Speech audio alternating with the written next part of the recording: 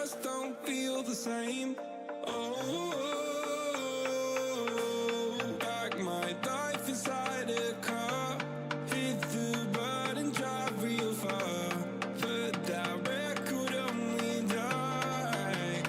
Oh, I'm dreaming of you. I dream of a new night. Fight in the dark till we see the sunlight. My love, it's you and I. Close, close, and could that this fight? So reach for the stars, 'cause we're aiming high.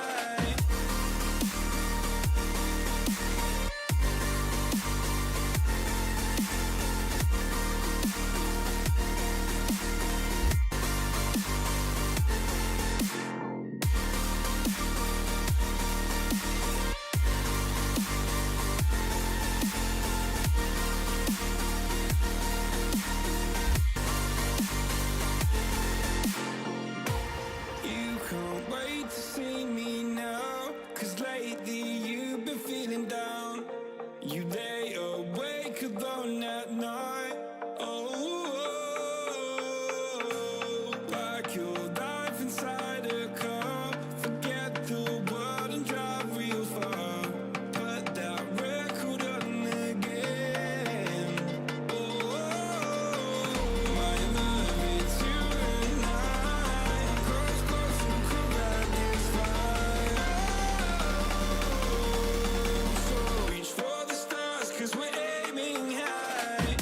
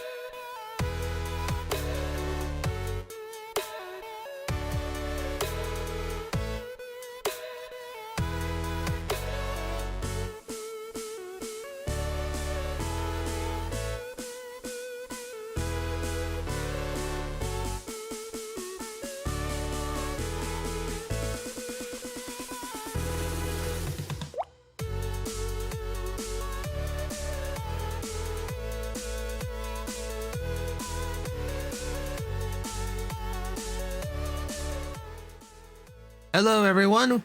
Good evening. Welcome to the Midnight Run.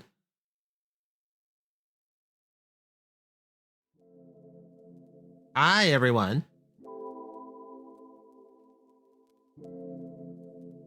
I see Curious. I see Indo. I see Scarlet. I see Toa. I see Milo. Hi, hello. You know, I've got some lurkers out there too. Welcome in. Hello. Yeah, I was feeling red today. I got to realizing, like, I've been sticking to green. I haven't been doing the form shift, so I thought, let's do red tonight. That's gonna be the fun when I get all of the, like, when all the forms are done and all of them are ready to go, then you're just gonna pop into a stream and go, oh, he's yellow today.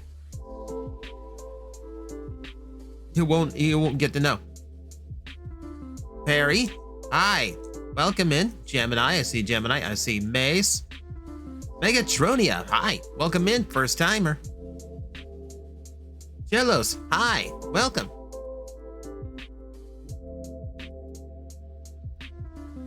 Magnetar tried the McDonald's Minecraft Nether Flame sauce before stream tonight. No, because I'm alive. I don't handle hot sauce very well.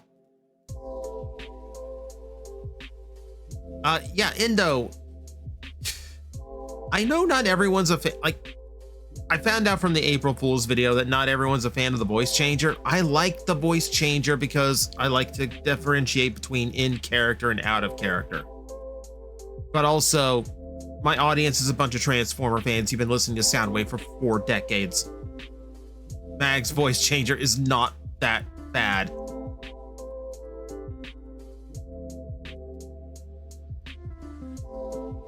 I do appreciate the people who do like it. It's the one aspect of Transformers I actually baked into Magnetar. What? Okay, so Megatronia, you're here on a night that I call the Midnight Run, where we are completely out of character. So this is the actual character. Hello, I am Astral Agent Magnetar, the brightest star in the universe. Welcome to the stream. But if you don't hear the voice changer, no, it's me. I mean, since I'm on screen as Mag, I am Mag, but you know who it is. I'm not trying to be a spaceman tonight. We're just chilling, vibing, and having fun.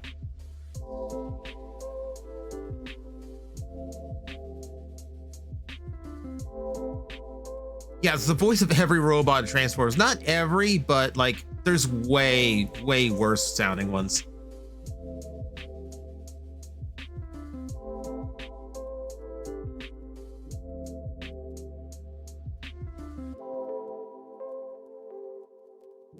He's just like saying because I can say TJ and not Mag, yeah. Yeah, the voice changer does work. Spacemen are for weeknights. Something like that. Mag takes the weekends off.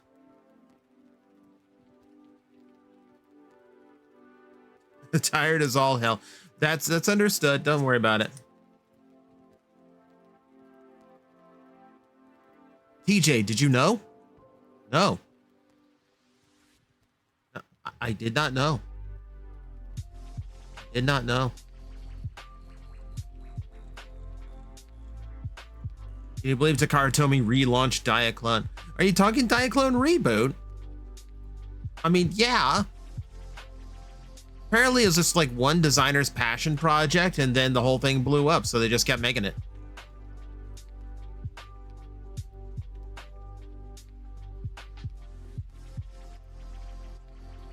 I really did enjoy the April Fool's episode, grinning the whole time. I'm glad you were. I figured, like, now that I have 2 characters, like, that seems very obvious for an April Fool's thing. Let's just throw Magnetar in front of the normal TJ Omega audience and see what happens. Also, I know that I stream pretty weird hours. Like, it's mostly when people are at work or at school. I know for a fact it's not a great time to stream, but it's the time I have available in my schedule. So it gave everyone a little bit of a chance to experience Magnetar and like the meta humor of it without having to catch a stream live. Hyper Mega Man, hi. Glad you enjoyed the April Fool's video too. Hello, hello Zoid. The day was actually pretty good. We did some toy hunting that was successful. I've got the new Devastation Optimus. I got the new Sentinel Prime. Oh, and I finally found a Shadow the Hedgehog. So I have all 4 of the movie lads now. Bro, hello. Hi. But yeah, beyond that, like it's been... The shop today was thankfully pretty chill. I think people are bought out on Pokemon after last week's big launch. So I get slammed in at points, but for the most part, it was a day that I got to actually cool and chill out and relax a little bit, catch up on some things. So that wasn't too bad, and I needed it, honestly. Like the reason we're kind of not doing X7 tonight is just because like the last few days, like my brain has been fried. So like today was a nice recovery day. I want to keep that going and not play a rage game.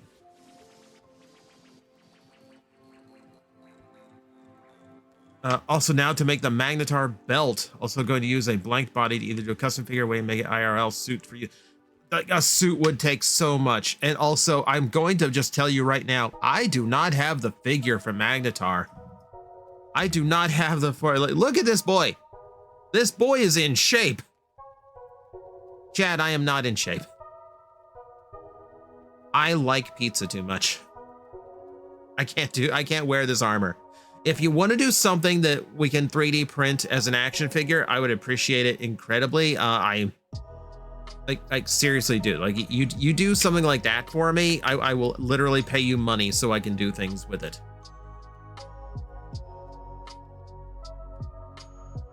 On your phone, got out of the bath, chill vibes, exactly what you need. Good. Yeah, we're gonna keep it nice and mellow tonight. I saw both those in my Transformers section, but my Transformers budget was taken up by Trypticon. First Titan ever. Ooh, oh, the new Trypticon looks pretty.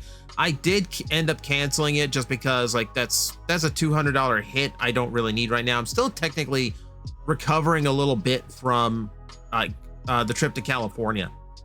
And also now I'm probably going to be saving up for an upgrade for my graphics card because I want to be able to run the model and run PC games at the same time. My 3060 doesn't quite cut it for that. So I'm looking into like an appropriate upgrade. Pizza and well-made junk food make me feel good. Yeah, well, I mean, they're designed to make you feel good. They're not good for you, but they make you feel good in the moment. I'd get in shape too, but my back injury says so. Oh, I'm sorry to hear that. If it's a recent thing, I hope it gets well soon. Or if that's just like a chronic thing, like, no, I mean, I'm sorry.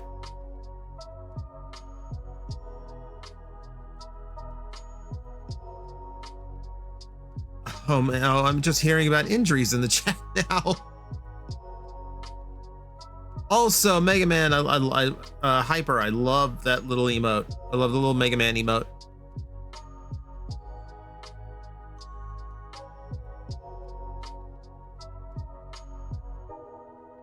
Gonna be working on line art soon. Ooh, the line art.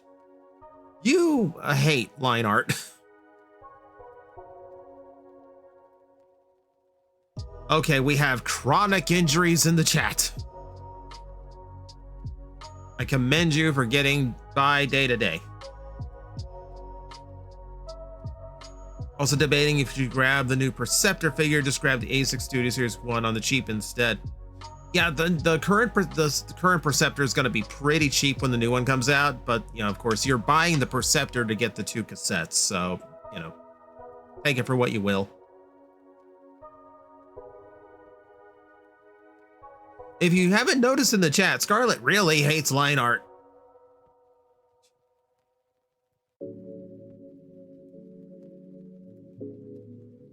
But yeah, thanks for coming in.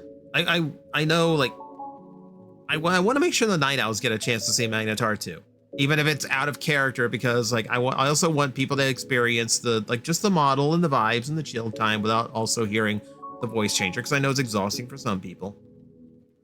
So this is just kind of like a nice alternative stream. I also figure that every now and then I'll probably pop in at random times Like, just like, okay, Sunday night, I'm bored. Let's turn on the stream.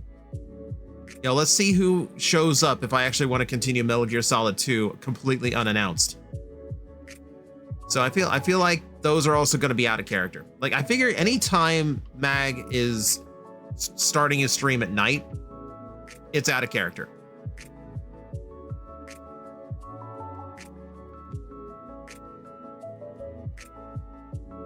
Spent the last couple of hours making tokens for my WM Sorcerer's polymorph forms. Ooh, I like me some polymorph. Trying to limit my Transformer purchase because of the Kang Toys Dinobots. I'm not one for third party, but those are super pretty.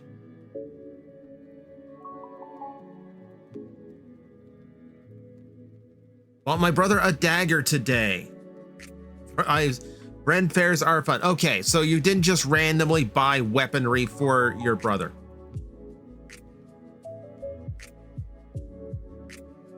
After seeing another YouTuber basically making an Armada Perceptor with a G1 coat of paint, I want Hasbro to do this idea. Really? I wouldn't think that would actually work.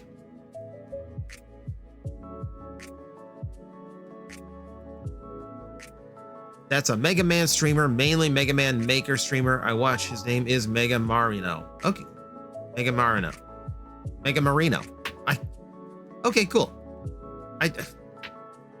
I obviously I like me some Mega Man. Hello, bot shots. Hi. Dig the fire skin? Yeah. I can't wait till you guys see the blue and yellow forms. Like, I'm really excited for the reactions to those.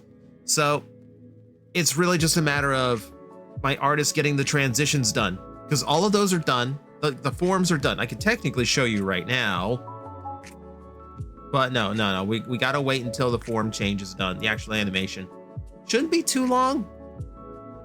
Shouldn't be too long. Like, it takes my artist less than a month to come up with the animations for it.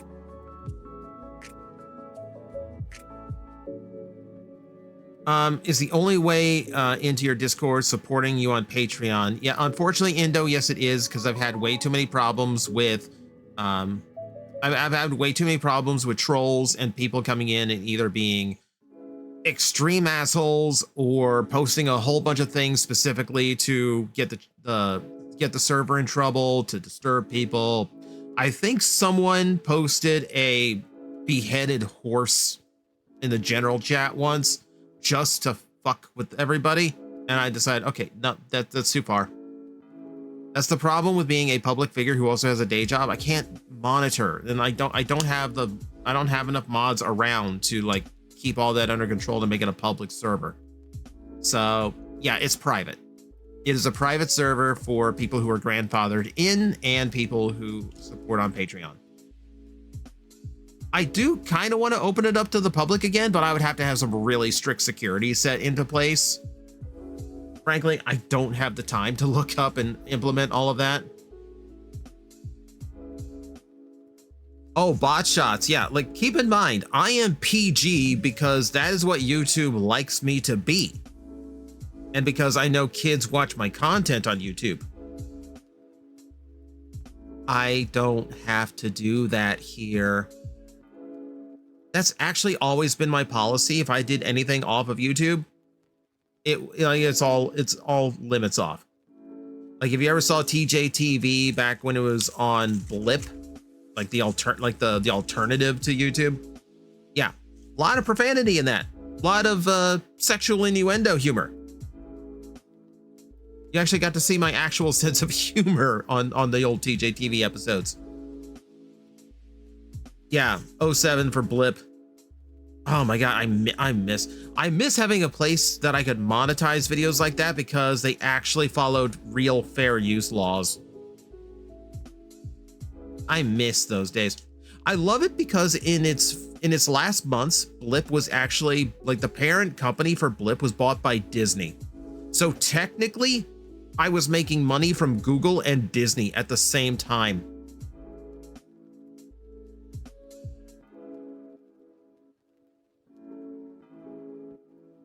I only remember hearing you swear in Florida for TFCon, still jarring. Yeah, I know. And here's the thing. I'm very aware of the fact that my PG image means that when I do say a swear, oh, does it hit? I've gotten people laughing just with profanity because they never expect it from me, because that's comedy. Comedy is dealing in the unexpected.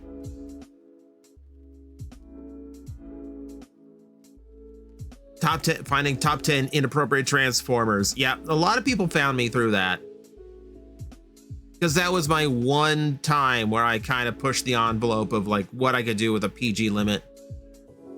TJ is 100% Buzz in the gas station Toy Story 1. We're not on my planet, are we?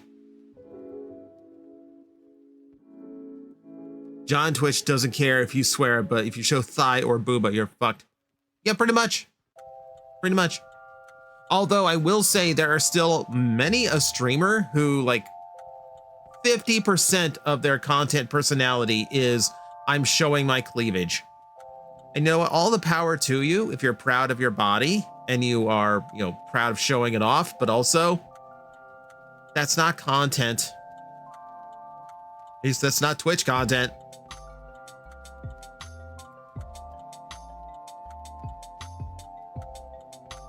Yeah, TJ made money off Disney by swearing. I made menstruation jokes during Darkstalkers and Disney paid me money for it. Yeah. Either the inappropriate Transformers or the one of your earlier Plastic Addict videos. The inappropriate one was kind of early in Plastic Addict's run, like when you look at the whole thing. First video I ever saw yours was either the custom Waspinator you did or one of the Plastic Addict episodes. The custom Waspinator was literally my first video on YouTube. And I only made that because I wanted to make sure, like, because I couldn't just take photos of that custom toy. I had to take video of it for people to really understand it and get what it was. Need to work on a TJ Omega cosplay one of these days for MetroCon or something. It's not hard. I sell the t-shirts. Buy one of the t-shirts and then just put a brown wig on. You're done. You're done. Carry a hot shot around. Favorite TJ TV will always be the Kamen Rider one. I really wish I could actually put that up, but no matter where I post that, Toei finds it and takes it down. And I think it's because I left so much of the Decade musical in there. I think that was it. So used to you swearing and making innuendos on our Thursday game, and outside of it, that when I see a vid from you, have expect the same when it doesn't happen. Like, yeah, PG YouTube. YouTube doesn't want me to be me, Scarlett. I have to be family friendly. Hello, everyone. My name is TJ Omega. I am a family friendly YouTuber. Shit, piss, fuck.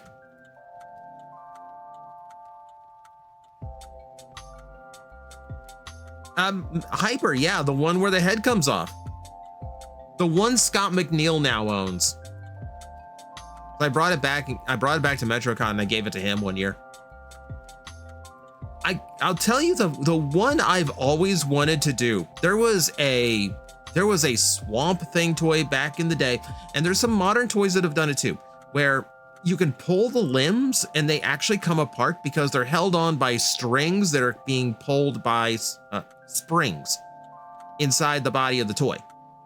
So you could actually pull the Swamp Thing's limbs and they would fall into sections along the string and you could just leave them in a pile. And if I could figure out how to put that gearing into a Waspinator toy, and I could literally just pull on his limbs and make him fall apart, it would literally be the most accurate Waspinator toy ever. But that's a lot of customizing work to get that to happen, and I never want to do it.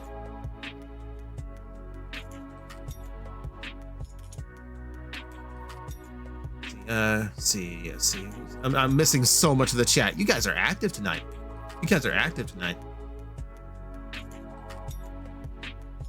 Picture you putting up the poster in your room and Toei comes through your front door. I mean, I've got plenty of Kamen Rider on display. They haven't come for me yet.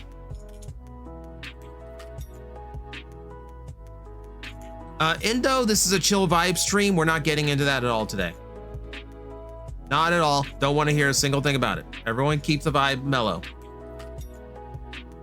Picturing you putting up the Kamen TJ TV episode up like a poster in your room. Okay, that makes more sense. I know there's a new Mega Man toy line about the classic Mega Man. I say we bring the eventual Proto Man. So there is good, yeah. We could, like, keep in mind, Scott played a very specific Proto Man, not the game-based one, the one based on the Ruby Spears cartoon. I do have that autograph. It is to my left right now, above my closet. Yeah, Waspinator was a long-lost crash test dummy toy. Yeah, that's another bit of engineering that would work for him, but crash test dummies were pretty known for breaking, and I don't mean the intentional kind. As it turns out, toys that are made to explode and fall apart can actually be worn down and broken pretty easily.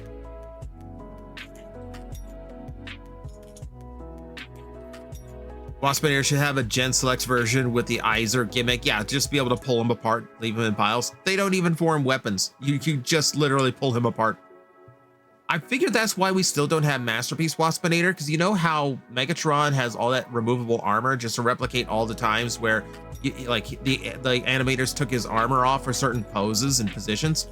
I figure the whole reason we don't have the Masterpiece Waspinator is because someone at Toei said, no, not until we can figure out how to make it transform and fall apart. Yeah, they were very breakable. I mean, if it wasn't the spring in the body, it was how thin the pegs were.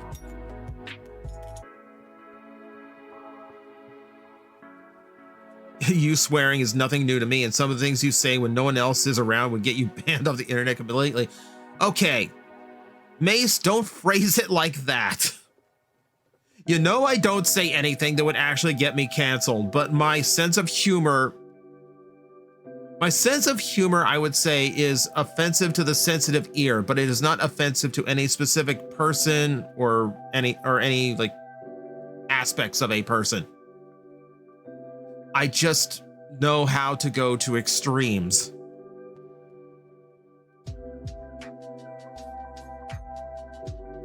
Waspinator should get a job as a crash test dummy. I still have the cat and dog from Crash Test Dummies. I pulled the dog's leg up over the soup bowl in my mother's dollhouse. That's nasty. It's funny, but that's nasty. So at the toy shop, we used to have some Crash Test Dummies. They've sold now. But we used to have those two, the dog and the cat. And for those who do not know in the chat, the Crash Test Dummy toys were all about replicating those little crash test things that they do for cars. Well, as an aspect of that, they did a cat and a dog figure that you could spread out to be flat. And the toys had tire tracks over their back. They were toys you could turn into roadkill. 90s toys. But the other one that I thought was funnier was the baby. There was a Crash Test Dummy baby. It came in a stroller. When the stroller rammed into something, the baby launched. Launched the baby. 90s toys.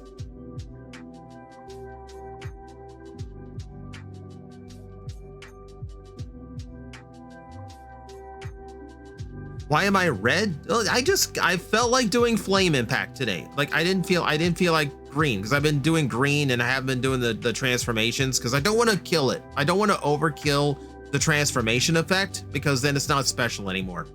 But that means I'm usually just green. So I felt let's do red today. Yep, Mace, baby yeet machine. Just take the baby in the stroller and just ram it into something. Ah!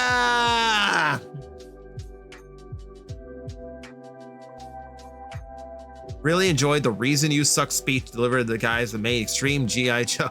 Yeah, that made my that made my TV tropes page. Someone put that there as like the Reason You Suck speech. Yeah, I got fired up for that one. Because it's genuinely upsetting. RID Steeljaw, a new toy, better as a deluxe or a Voyager. I'd go Voyager personally because he is supposed to be a little bit big and intimidating, but also his vehicle mode's a big truck. I don't want that as a deluxe. Also, I just feel like that design needs some help. So like Voyager engineering and price point, that would be help.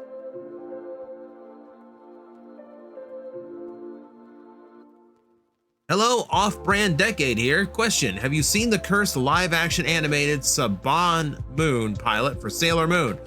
Despite Saban having nothing to do with it and also clearly stealing and tinting a scene from E.T. I have only seen bits of it. I have only seen bits of that. Like when I think of like US pilots for Sailor Moon, I go to the DiC cartoon. And then trying to Americanize the characters as hard as possible.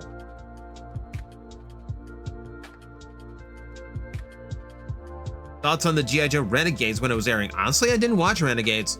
I've never been a big G.I. Joe guy. I just, like, it just doesn't appeal to me. Like, the only G.I. Joe toys I had as a kid were the Street Fighter ones. That's it. Recalling a drunk Phasmophobia stream where the baby where the baby trebuchet. Yeah, the original talk of the baby yeet machine. And no, I was not drunk during that. That was my co-host for that stream. This pilot makes me appreciate the DiC dubs. Oh wow, that's saying something.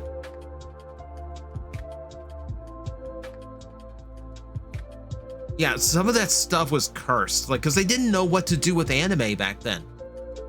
Like, no one just put two and two together and said, like, maybe we just redub it. Like, they wanted to Americanize it so they could make it their own thing. Like, the same way, like, Hollywood would, like, take 90s and 2000s movies, or cartoons and TV shows and video games especially, and just completely redo it, you know, like the old Super Mario Brothers movie. Because like they don't want to actually adapt it, they want to profit off of the name and the and they want to use the concept because it's easier than coming up with their own story. But like they just want to change everything for their own sensibilities because they think they know better. And that's what happened to like the DiC Sailor Moon.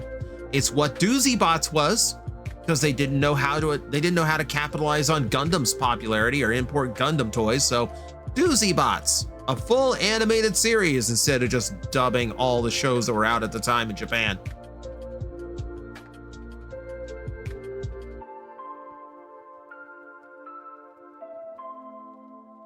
Majin, hello. Yes, I am very red today. I am very red. I love how this has just caught everybody off guard, even though this is something I showed off on the debut. Like I don't have to go through the transformation sequence. Like I just switched, since we're out of character, I just go, yeah, like I could just switch to the green. But like I'm in a red mood because we've been doing green a lot. And I was explained it earlier. I don't want to overdo the transformation sequences because that like kills how special they are.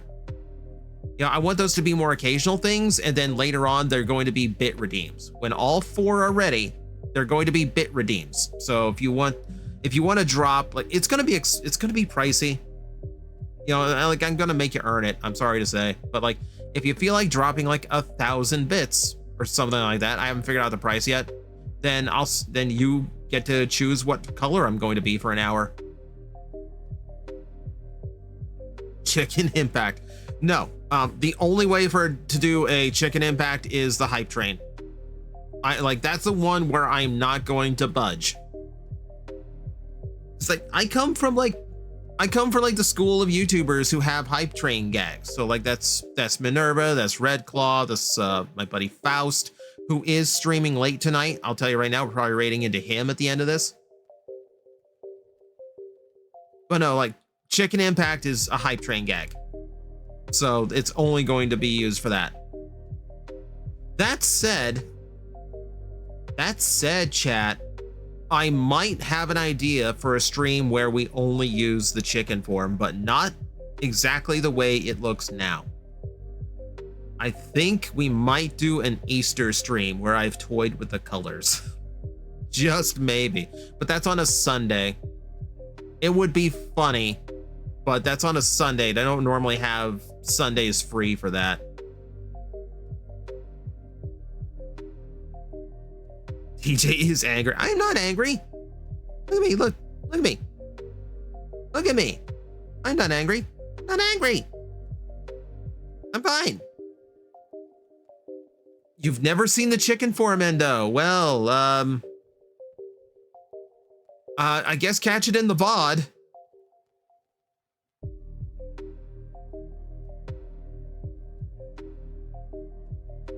I don't know. The hype trains are entirely up to you guys. I'm not going to encourage it because that's mean of me. I'm not going to do that, but I will say like that's in your control. Could save it for the Monday after Easter. Yeah, but then the holiday's over and the gag's not there anymore. Like I just like the form with all the eggs around him showing up in Easter colors would have been funny. You know, just pastel pink, blue, and yellow. It would probably look hideous, but it would be funny for one stream. What would you say about a Mega Man toy that could combine with Rush? So technically that exists. They did an offshoot Mega Man X toy that's like very stylized, and there is a ride chaser it comes with that transforms into what would approximate as a Mega Man X version of Rush, and then it breaks down into armor upgrades for Mega Man, and it's actually really, really cool. So that kind of exists. Not the classic one, because all of the upgrades for Mega Man using Rush, like that wouldn't work as a transformer or a combiner. Best overall commander. That's tricky. That's very tricky right now. I mean, probably the Armada Prime, because it's literally perfect. It's literally perfect in everything it was supposed to be.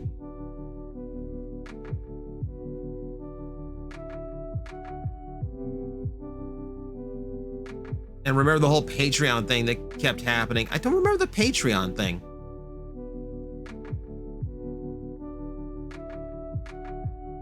Oh, whoa. Oh no, now I remember. Yeah, now I know what you're talking about. I don't know if you specifically participated, but yeah, like making me do a year, like one straight year of shout outs. A 1 year streak of shout outs. Like, I love you people for being so generous, but also, good Lord. I forgot what my intro was by the time it was done. I had to come up with a new one.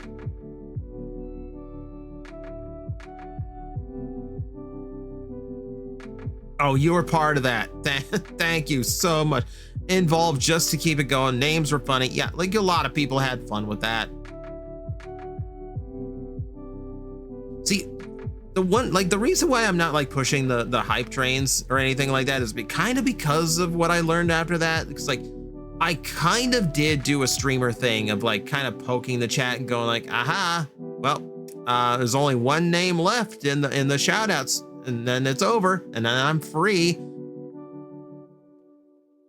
And that does, like, even if I'm joking around, that is going to incentivize people to continue it going, and that gets a little bit predatory. So I decided not to do that. I stopped doing that. Like I'm not gonna do that, and I'm not gonna reward that anymore. What do I mean 1 year of shout outs? That is TJ's thing. Yeah. Yes, it's me. It's me. We're not in character today. Like, this is in character. This is just out of character me.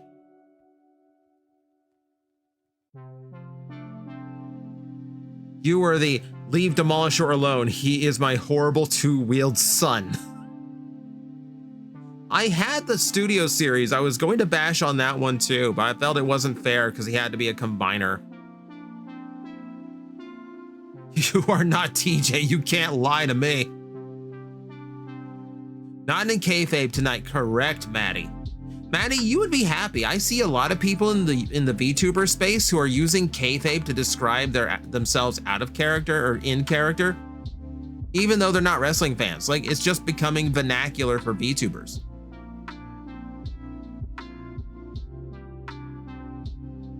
Remember when you did mine, you were almost out of shout outs, but then again, I'm a Chaos Goblin that'll do that anyway. Yeah, see, that's the thing. It's like when people would find out that the shout out streak only had like 1 or 2 names left, then like in the morning, I would wake up and check my inbox like, oh, there's now 14 more names. I guess we're gonna keep going. Of course, like that was nothing. Like that was $1. Like it was only $1 a pop to keep that going. Like technically, someone could have just gotten a whole year of shout outs of whatever they wanted for like $365.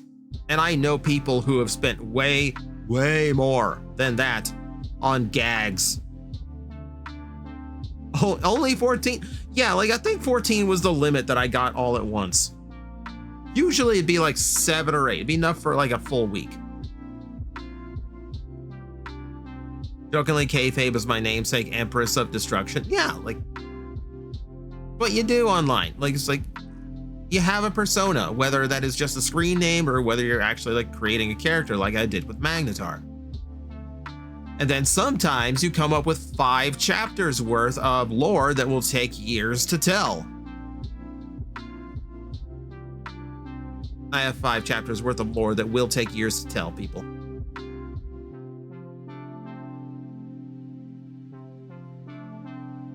Really good thing Hasbro and Takara made a new Revenge of the Fallen Devastator. Really found out that one of those 2-wheel treads would literally disintegrate the plastic around it. Yeah, that was the fun thing about that. We found out.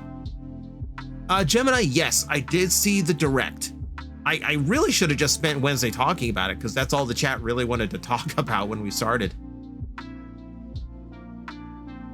But no, like I know a lot of people are upset with the prices, but you know, guys, this is the last thing I'm going to say in the real world. That's going to happen to all the games. It just is. Nintendo was just the first to do it. But also, I remember, and I hate dating myself like this, but you have to know. You have to know if you weren't there. In the 90s, in the late era of the Super Nintendo, that was the norm. That was the norm. Chrono Trigger MSRP was $79.99. Some places as high as $85. Now, Chrono Trigger is an RPG that can last you like 60 hours if you keep doing all the multiple paths, multiple endings. Like that was worth your money. You get a lot of gameplay out of that. But some of those $80 games, like they were $70 or $80, mostly for the tech required to put into it. And some of them were just baseball game. There was a fishing game that was $70. You know, and then games like Mega Man X3. It had the Super FX chip in it just for the sake of a couple boss areas. And just because of that, the game was like $70, $80, depending on where you went. And guess what? Mega Man X3 is a game you can be done with in 5 hours. And that's if you don't know the boss sequence right away. I know the boss sequence. I know where all the items are hidden because I've played that game 100 times. I can clear that game in under 3 hours. And that's not even trying to speedrun. That's just, clearing the game. So yeah, you imagine dropping $70, $80 back in the Super Nintendo era and getting 3 hours of gameplay. And that was normal. Mario Kart World is going to be an $80 game, and that kind of sucks, but I'm also going to get 400 hours of gameplay out of it. And we're probably going to put it on stream. So yeah, I'm not, I mean, it sucks, but I'm also kind of okay with it.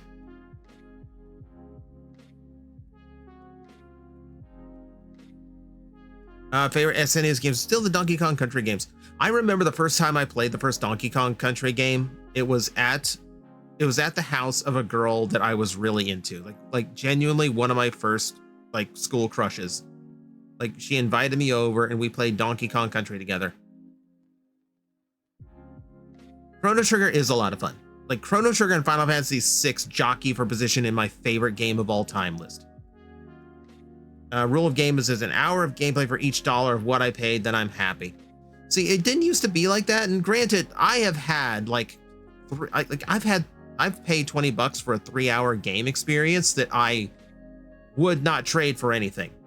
There's a game called Absu, and Absu is a gorgeous underwater like ocean exploration game, like incredibly atmospheric, and like it's the type of game I say, if you're scared of the water, just go ahead and play it, because like, yeah, there's some scary elements to it. There are some things you have to run away from, but it's so chill, and the vibes and the atmosphere are so beautiful. Like it will make you more calm about the ocean. And yeah, that was like a $20 game, and it was only like 3 or 4 hours, but that was an amazing 3 or 4 hours.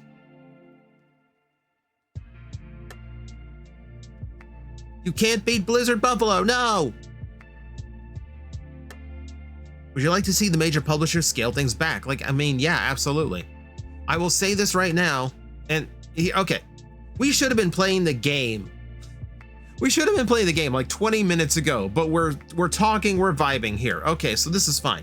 I'm gonna say this right now. Here's the hottest take I have. The reason your games take so long to make and the reason they're so expensive is because of Sony. It is all Sony's fault. Because Sony was the very first game company that said power above everything. And it started with the PS3, a game system that they abused their fan base for because they were trying to win the media format war with HD DVD. They forced a Blu-ray player in that made them lose money in the long run, but it got Blu-ray players into homes, which meant Blu-ray took off, HD DVD did not. And that's why we still have Blu-rays today. Here's the other thing. That was the first console where there was no innovation. It was just about power. That's all Sony was pushing, was power. And it became such a buzz term of how powerful your games were, how powerful your systems were. I would argue that at the time, the more underpowered Nintendo games were still beautiful at what they were doing, and they were still really fun games. But because everyone was obsessed with power, people started making fun of those systems and not taking them seriously. There's a lot of stuff from the Wii and even Wii U era that get dogged on, all because the system is underpowered. But really, Nintendo is the only company that was scaling their production correctly. In the effort to push for bleeding edge, Sony made the games too expensive. So, you know, like it was that push that Sony made for power above everything that got all of the consoles to start going for bleeding edge technology. And that's what pushed the game companies to be hundreds of millions of dollars in development, years of development cycle for a single game. You know, that's the AAA thing. And while AAA games, if they hit huge and they make them a lot of money even then. But it does skew the audience, and it's always skewed the audience. Like if Sony was more about innovation and just kept the power level of the games under control, I don't think you'd see such expensive games these days.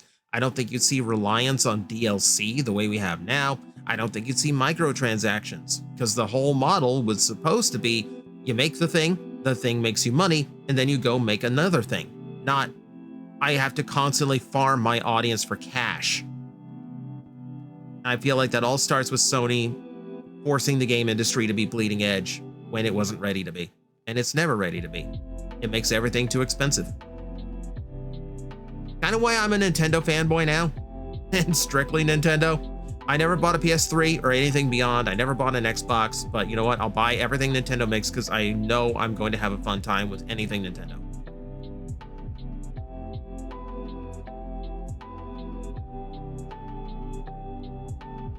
Okay, that's my rant for the night.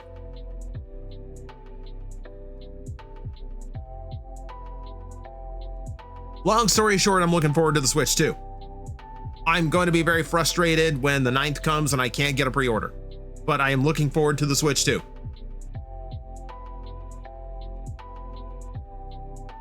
Yeah, like Bethesda proved it. Like, yeah, like Elder Scrolls 5. Look at how powerful it is. The Switch proves it. Look at how underpowered the Switch is, and it was still selling millions, even like 5-6 years into its lifespan. That's ridiculous. Of course, that's Nintendo. Like, look at the Game Boy. The Game Boy was up against the Game Gear, which in every way was a technological advancement over the Game Boy, and the Game Gear still lost. And you could just keep tracking that. You know, you could track that to the WonderSwan, you could track that to the PSP. Nintendo always put out underpowered consoles for the handheld market, and they always won every single time because it's not about power, it's about fun. Waiting for the Switch 2 Lite. That's gonna be a long wait, but I'm sure that's gonna be coming eventually.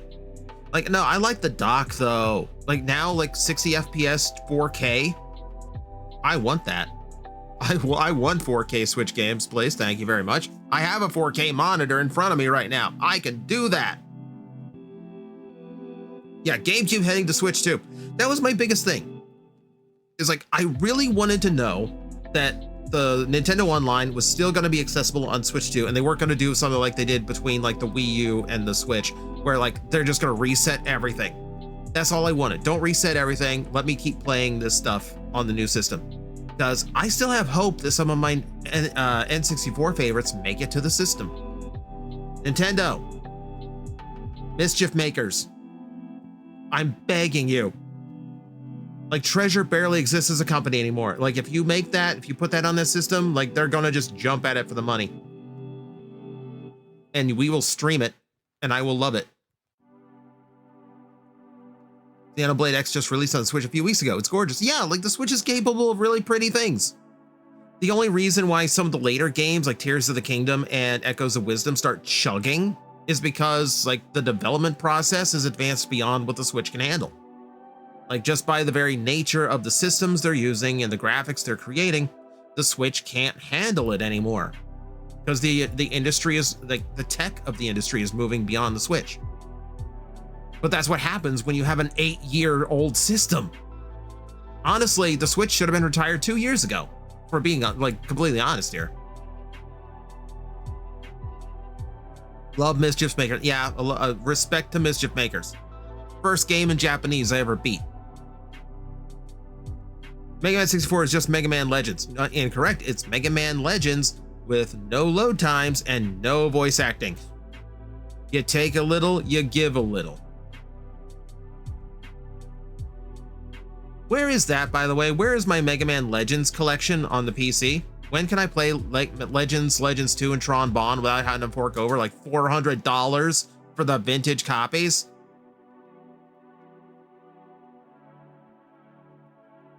Yeah, playing Soul Calibur 2 with Link is gonna be super cool. There's a lot of good GameCube games out there. I am gonna be loving that system if they keep dropping more titles on it. What am I fighting for? I haven't done X4 in a long time. Sent me an STL for the belt, just the buckle part, not the glue. Oh, I can't wait. I've got the colors for it, actually. Like, I could probably print that. Same time they give us Legends 3. That wound still hurts. Dr. Wowie. It's Mega Man 8, which we could also technically play. I've got that too. Yeah, like, how dare I came here to play a game tonight. How dare you people keep me company?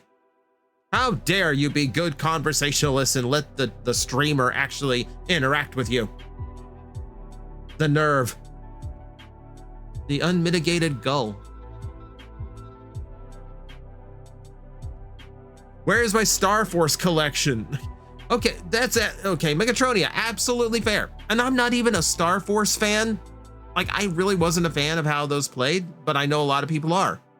And yeah, like, you absolutely deserve a collection by now. It's overdue. Where is, okay. Answer me this. We got a Mega Man collection for Mega Man Battle Network. Where was the GameCube game that played like a normal Mega Man game? I've never played that game, and I really want to play. It might be the only traditional style Mega Man game I've never played. Where is it? Sorry for letting you relax. Should we let the games do? Yeah. Yeah. How dare you be pleasant company? I mean, Mega Man X is not a big attention-grabbing game. There's a reason I picked it for tonight, because it is very laid back. I could play that game in my sleep. So we can still keep chatting. Don't think of this as like, oh, well, I'm gonna do the game now. We have to focus on the game. No. We can still keep chatting like this. I might miss a thing here or two because eventually I do have to watch the screen, but yeah. So I can go to the game screen. And I forgot to hit the button to position myself. I am all out of sorts right now. Oh, no. Warning. I've always hated that warning message. Star Force was my pure joy when I was little. Game helped me with some serious shit, gave me the chance to play with my radio card again. See, that's cool. Like, I love games like that had like a special connection to you. Got Mega Man 5 as a gift as a kid. NES or Game Boy?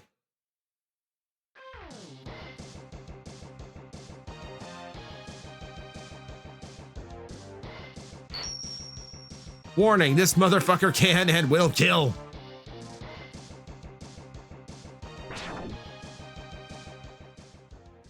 Oh, look at that. Look at that. Okay, so we're gonna do something weird here. Not really weird. Dash for making the trigger. Select L, select R. Okay, so I have mapped my weapon switching to the XA buttons, and the dash is now R. That way, like, I don't have to do some really weird finger curl thing on the front of the controller, so I can hold my charge, jump, and dash at the same time. Because that's what I used to have to do. I used to have to contort my hand around the controller to do all of it at once. But button remapping is beautiful.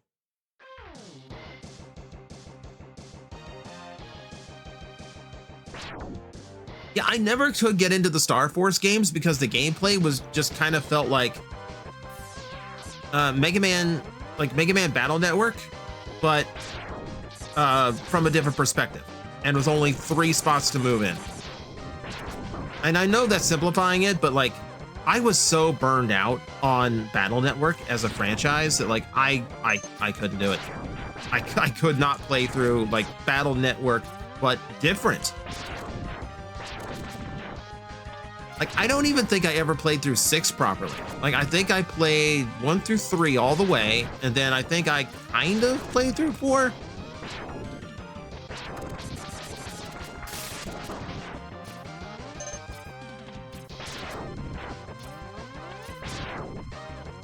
I sure hope that the stuttering that the game just did was intentional. I hate to think my computer can't handle Mega Man X for the Super Nintendo.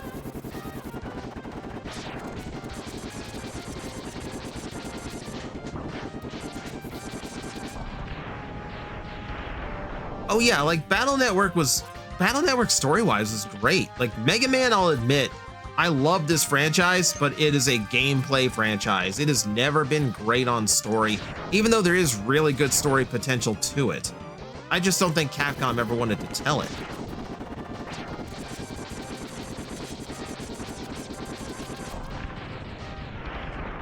Battle Network 4 would be a burnout since you have to play through the game 3 times to actually complete it. See, I wouldn't really care about that. See, as long as I made it through on 1 playthrough, I'd be fine. I wouldn't play through it 2 or 3 for like 100%.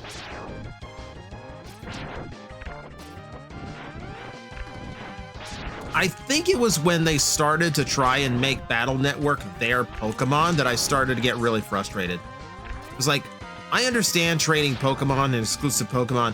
What am I gonna do with exclusive battle chips? Like, there's nothing about exclusive battle chips that are gonna make me want to play both versions, or like meet up with a friend and go, hey, can you trade me battle chips? Can you trade me your chips that basically do the same thing as my chips, but in a different color?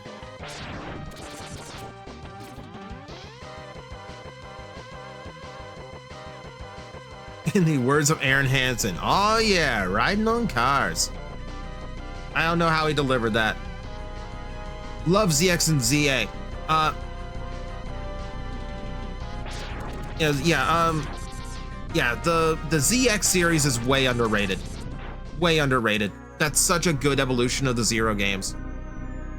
My only issue with those is that they were basically just forcing you to play like advanced versions of Mega Man Zero, when like I would really like to just play through that with the Buster weapon plays instead of just playing like imitations of Zero and Axel. I'ma get my ass kicked, because this is scripted.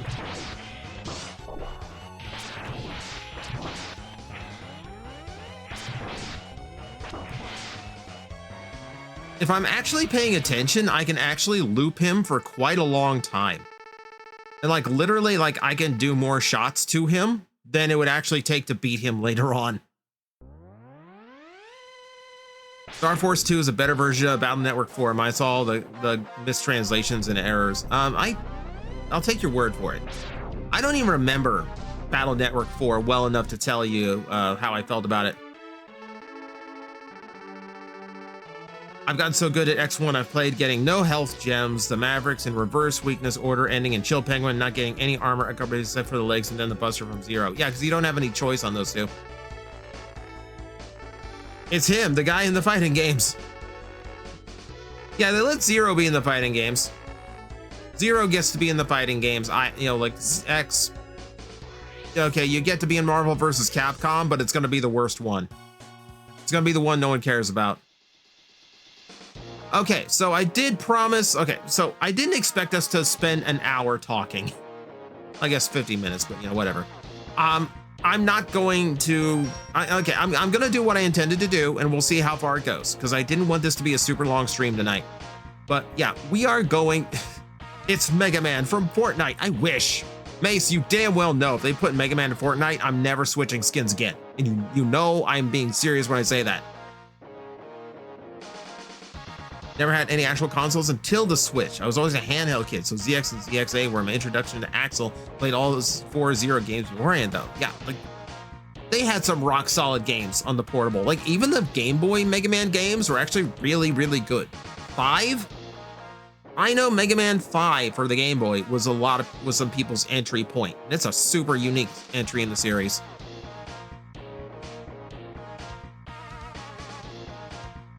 Okay, so yeah, I'm going to do what I said I was going to do. I promised that we were going to beat this game wrong, and I meant it. We're going to fight the Mavericks in reverse order. Which means I'm never going to have a weakness weapon to fight any of them until we get to Chill Penguin. It also means I will not be getting the dash boots until we have beaten 7 levels. It also means the stages are probably going to be harder sometimes, because if I'd actually beat Chill Penguin first, this stage would be frozen over.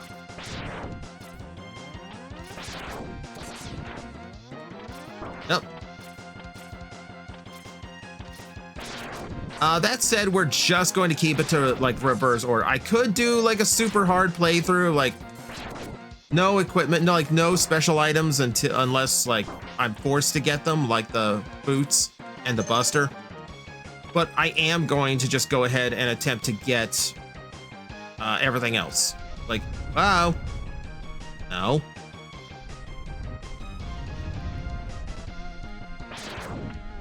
Nope. Nope, out of lava.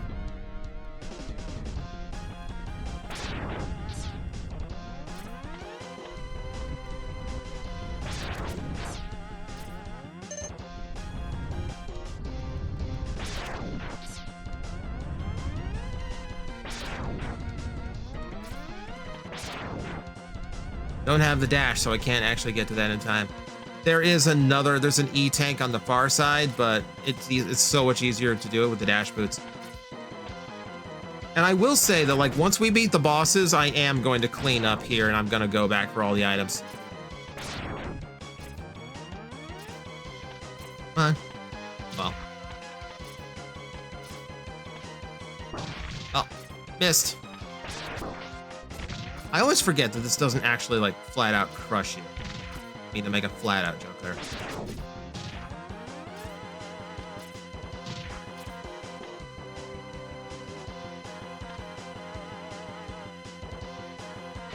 Acid drips.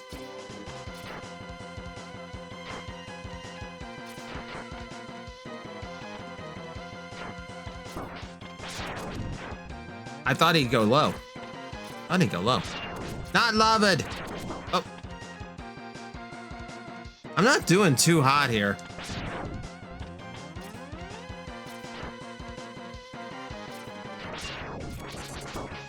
Yeah, I'm getting a little carried away. I'm not being careful.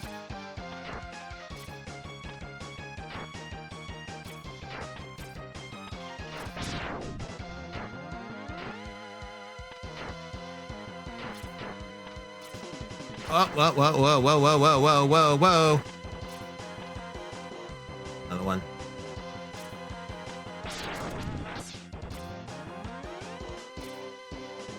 Okay, so I'm gonna bet. Do you lava this game? Yeah, I lava this game. I lava this game for years. Game Boy Mega Man games. The reason I had to get mine repaired several times.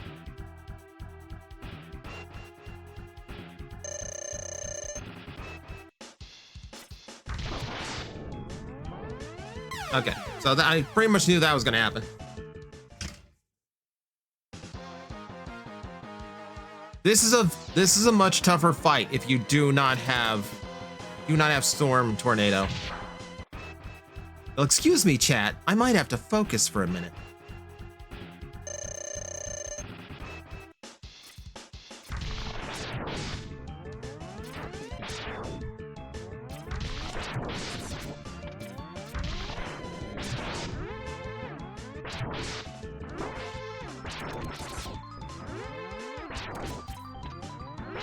Oh, come on. I need you to jump.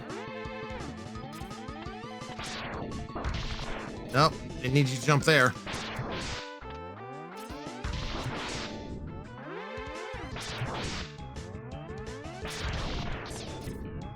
Ah. Thought I'd clear him. Stop. Stop it.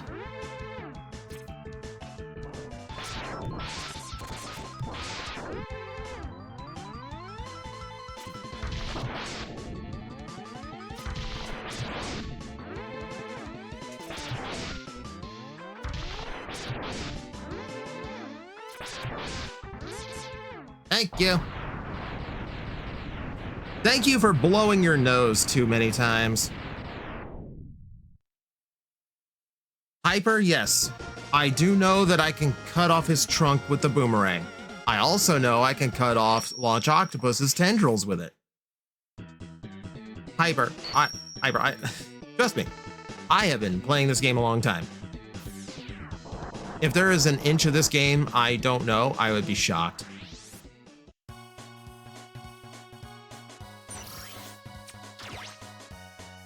I do like how it gives you the old school code if you want to use that.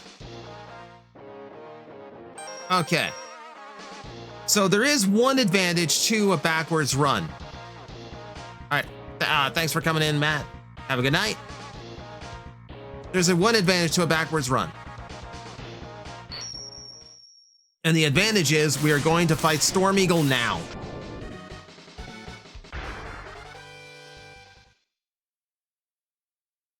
Not a truck, a trunk. Oh, by the way, one of the best songs on the Super Nintendo.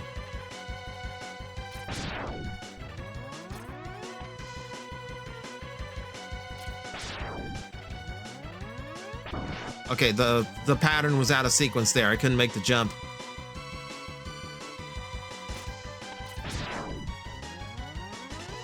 There we go, that's better. There is a heart to the left. I cannot get it without the dash boots, so you'll have to come back. It's just like Flame Mammoth stage. This is a stage that has all three of the upgrade items. The only one I'll be able to get here is the E-Tank.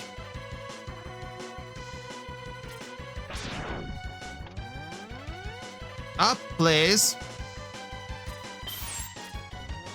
You'd like a Sega Genesis remix of this? If you really want to listen to a cool version of this, a band called The Megas did a cover of it. They've only done a few X songs, but they've done this, and it's epic. They do a lot of really good music. They do a lot of really good covers. Like they tell, like if you listen to their album from Mega Man 3, like they tell a completely different story. Like they like find so much more like nuance and depth. And it's all made up. It's all fanfic. But you can listen to the album. It's a banger of an album, and you get a storyline. But yeah, the stage theme's a banger. This, like, I really feel like this is the only, like, Hyper, I'm amazed. You name yourself Mega Man. You've not heard the Megas? Dude, you're gonna love it. You're gonna love it.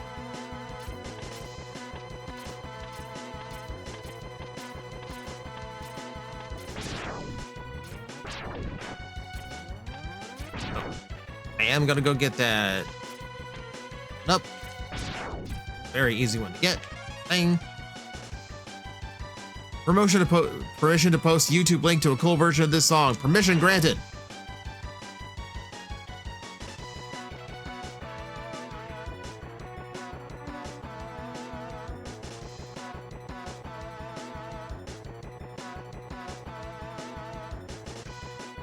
One can't know everything. True. But hey, that just means you're discovering stuff. By a band called Power Glove. Okay. I'm not sure I heard that one. I usually heard everything. Like, the only versions of, like, the only Mega Man covers I've heard that I didn't really like were by the Proto Men. Like just, it's way too dark. I think it's out of the vibe for Mega Man.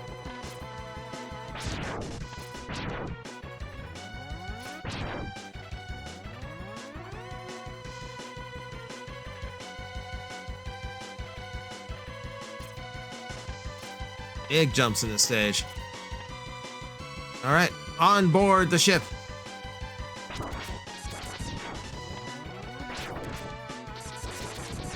It's a very small warship. I want everyone to know that the ship is like we are currently flying aboard the Death Rogue Mare, which is a really metal name for such a small ship. As you can see, like, this is as big as it is. Gonna go enter here. And now the top deck's blown up.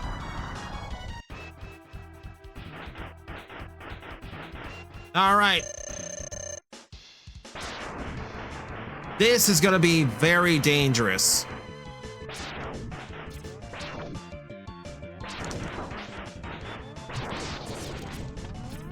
Because without the dash boots, I don't have any defense against most of his weapons. Most of his weapons will like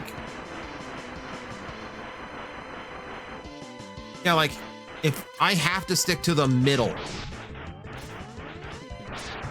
I have to stick to the middle of the stage or this wind will blow me off the side.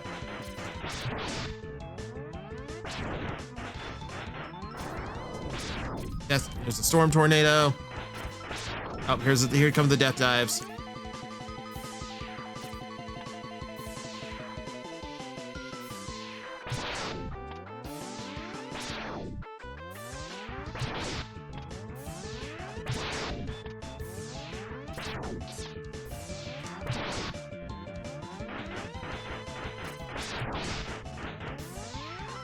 Oh, by the way, not just a banger stage theme, easily my favorite Maverick.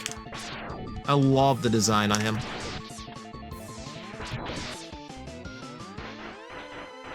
Oh, we've switched sides. Tornado. That I can kind of defend. Uh-oh. This is bad. This is bad. This is bad.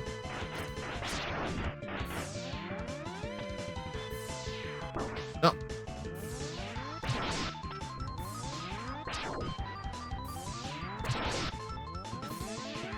Yeah, good night, Toa.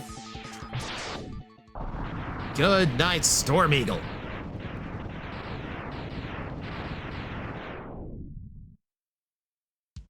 I love the detail that after Storm Eagle's beaten, the stage is falling. Oh, and by the way, since we beat Storm Eagle first, Spark Mandrill stage is gonna be fucked up now.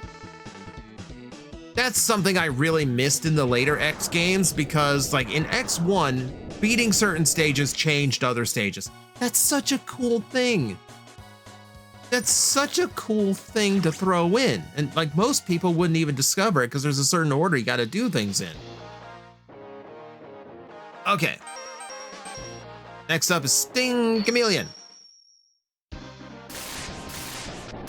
And once again, there's literally no way for me to actually get what I need from here. I can't remember what stage is it. Oh, this is the Launch Octopus stage. If I've beaten the Launch Octopus stage, which normally you would if you were playing it in the correct order. If if it was the Launch Octopus stage, this would be flooded, and a lot of sections would actually be much easier. But we gotta go about this the hard way.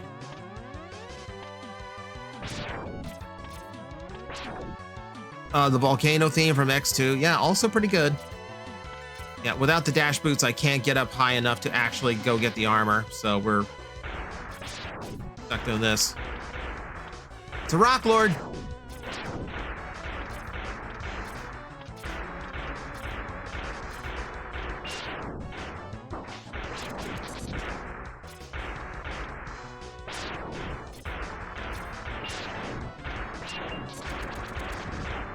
So I mentioned before that because we played the stages out of order, there is one advantage to the fact that we've already beaten Storm Eagle, right?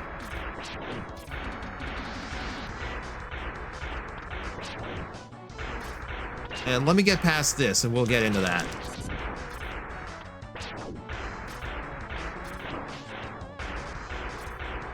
I just don't need any falling on my head like that when I'm trying to make a jump. So, it means we have this weapon. And unfortunately, the game's frame rate will sometimes make it invisible. Can't do anything about that weird port.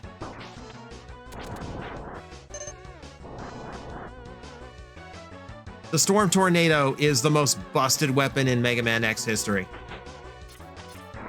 So I can just do this and it kills things. And you'll notice it only takes one ammo to fire one, and it's a continuous damage attack. All right, mecha time. You have to be careful. This thing does have its own health. But while I'm using it, didn't last long enough. While I'm using it, my health doesn't go down, so it's a great chance to recharge. Gimp my ride? What kind of achievement is that?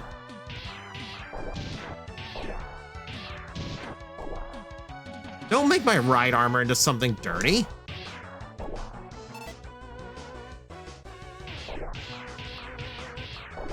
Yeah, Gemini essentially it is X's Metal Blade. Like, it doesn't have the versatility of the Metal Blade. Oh, but it's the repeated damage. It's the repeated attacks. Look at that. Here, I'm just gonna show you. Done. I don't need the ride armor to fight it.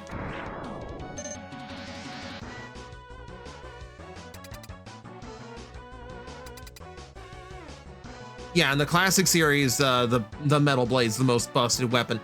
Like 4 shots that can go in any direction. It's more powerful than your base weapon. And it's only 4 shots per ammo. Yeah, replacement buster. Like, Hyper. Tell me if I'm wrong, because I don't think I'm wrong. I have told people this for years. If you want to beat Mega Man 2, here's the strategy. You start the game. You pick Metal Man. You beat Metal Man. You equip the Metal Blade. And then you beat Mega Man 2. That's the entire strategy.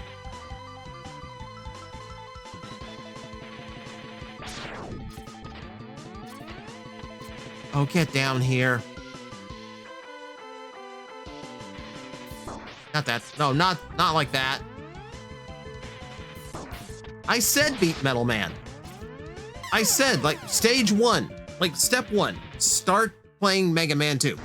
Step 2, play the Metal Man stage. Step 3, beat Metal Man. Step 4, equip the Metal Blade. Step 5, beat Mega Man 2. Favorite ride armor?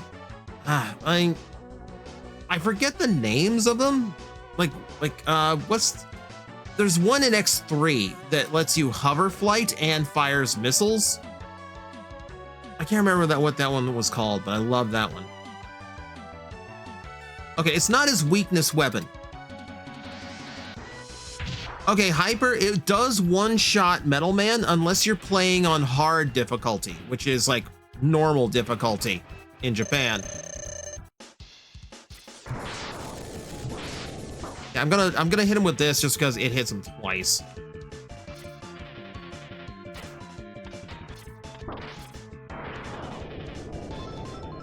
Okay, I actually forgot that I could actually I actually forgot that I could jump on the walls. For some reason, I thought the walls were thorned.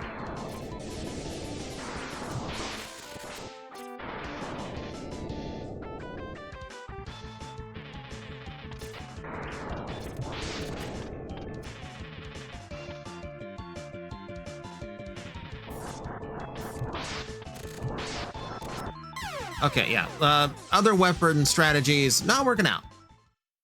I wonder how much I have in the E-tanks. I didn't even check, and I don't think I heard the thing go off. I've only got half of one. Got 2 lives to attempt this though, so let's try this. It's not so much that the Metal Blade can even one-shot Metal Man. Like, it's the fact that so many enemies are weak to it. Like there's like 3 bosses. Like it's Metal Man, Bubble Man, Wood Man, Flash Man.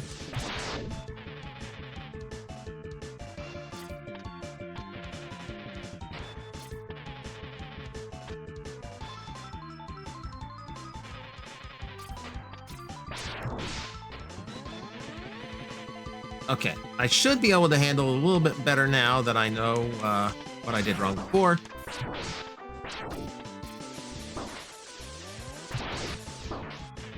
The spikes are RNG. If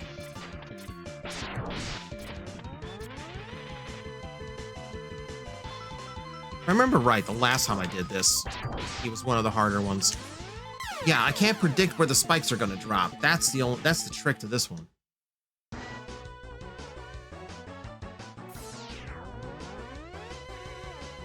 Okay, 2 more shots at this. If I hit a wall and I don't want to annoy anyone watching the stream, I'm just gonna go in normal order. Oh.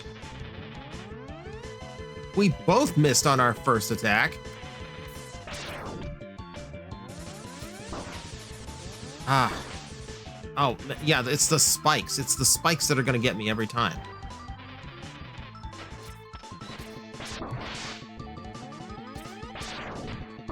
Yeah, like, enemy-wise, he is 100% RNG. Like, where he's going to go, where the spikes are going to fall.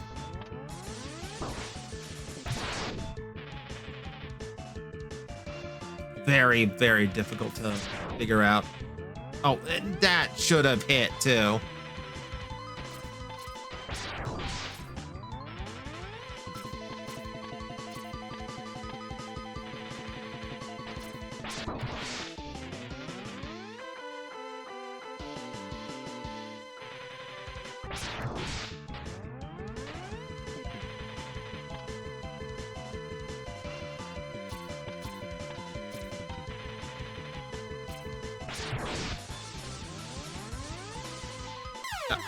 Man, it's that, yeah, it's just the spikes.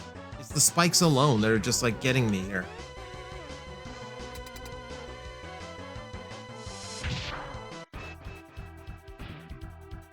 Okay, I've got 1 last shot. I've got half an E-tank if I need a top up.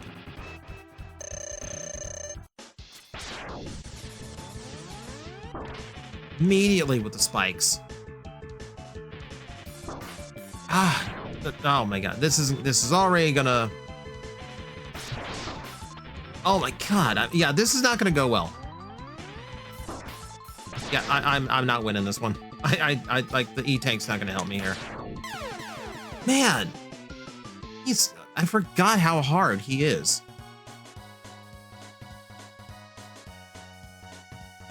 Would say good luck, but I know you don't need it, so just high five. I'm gonna hit the head. Good night, Hyper. Obviously, I do need a little bit of luck because that fight is nothing but luck-based. Okay, I'm gonna cheat a little bit. I'm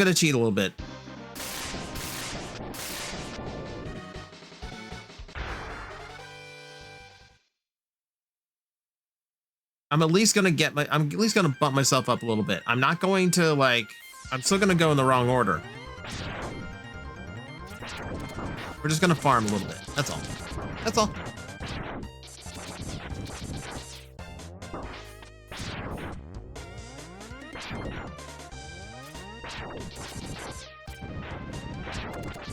I still wonder, the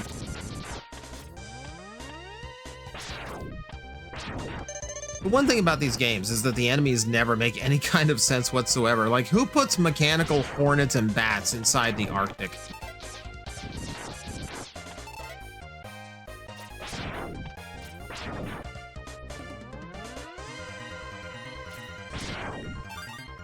I mean,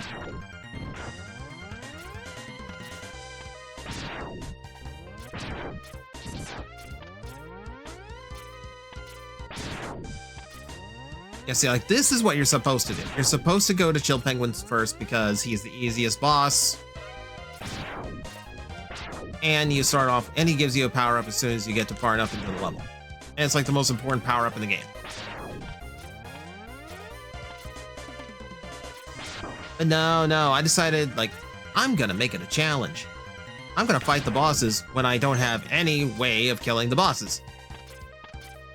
Don't think about it. Yeah, just don't think about it. All right, and Light's gonna give us the backstory.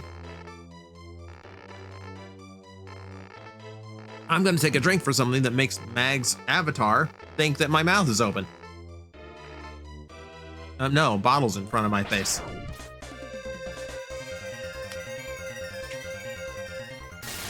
Now, I've done this reverse order thing before, but that was in my own time, when I didn't have, a chat room watching me. Omega. Hyper Mega Man, thanks for following. Hope to see you again. I get the feeling this is not the last Mega Man I'm gonna play on this channel, so you should have a good time coming back.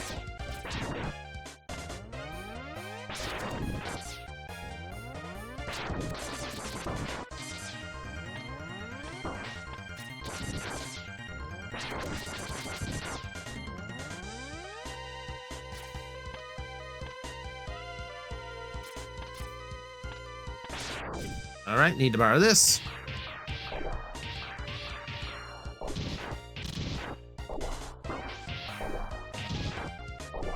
Up here.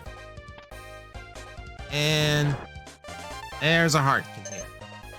Now that we have the heart container, and now that we have the boots, it's time to die. That's all I came in here to do. Farm health for the E-Tank. Then just get the boots, get the heart, leave. Yes, I'm ready to jump into the hole again. Words I've said in the bedroom. Not really. Not really. Don't take it. Don't take that anywhere. Definitely don't tell my girlfriend about that line.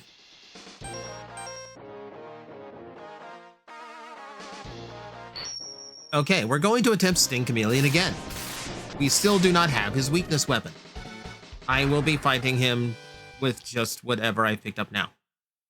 That said, there's one more thing we do. X go down the hole. X go down the hole a few times.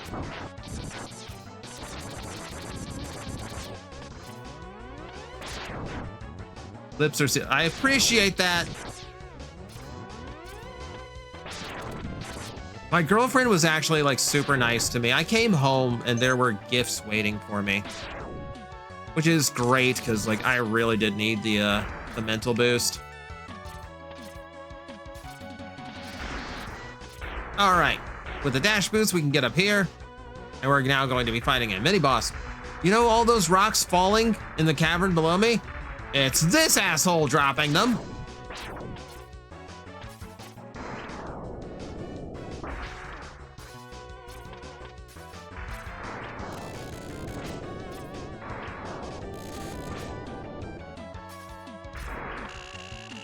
One thing I like about the reverse order bosses is I can just spam the weapons and it doesn't matter.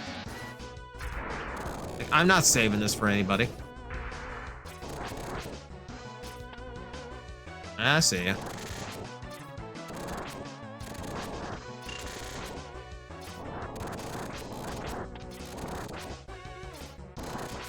Let's lock him in this loop.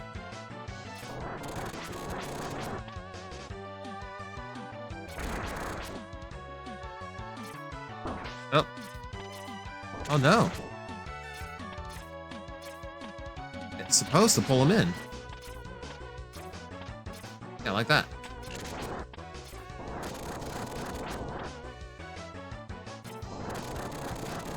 Yeah, it's starting to overheat.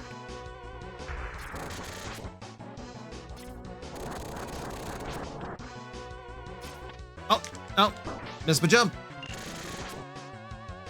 Also, trivia for this stage. Trivia for this boss.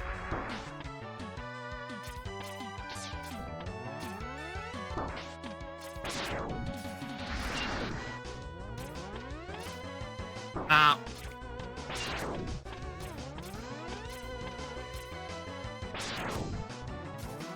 So the game would have you believe that the only weakness on him is his head. Not true. You can also shoot him in the... if you aim this charge shot right and get him to land on it, basically his dick is a vulnerable spot too.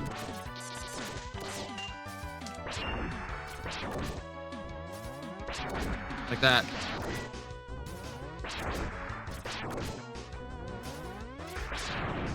Really, his whole body is vulnerable. It's just the claws are blocking the shots. So if you can hit him anywhere else, it'll still count. Okay, I want to say when I did this myself on a private run, just to see if I could actually do this, I want to say I did manage to... I want to say I managed to beat Sting Chameleon, but I don't think I did. I think I did the same thing I did here, which is cheat to get the armor. Ah, God, my nuts and bolts. Look, way easier time through here now. Oh, and exactly what I needed, thank you.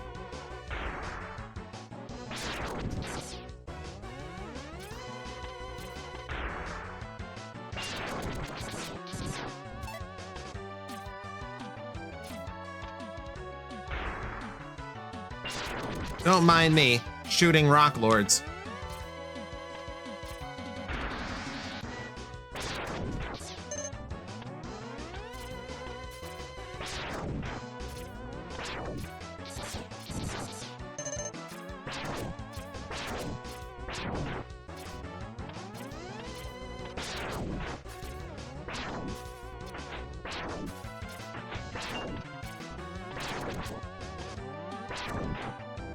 Yeah, now we can go through the game at my pace, which is just dash.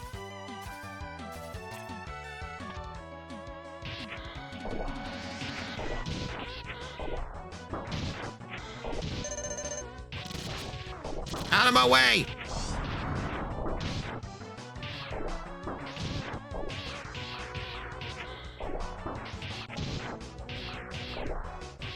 Oh, bitch, out the way.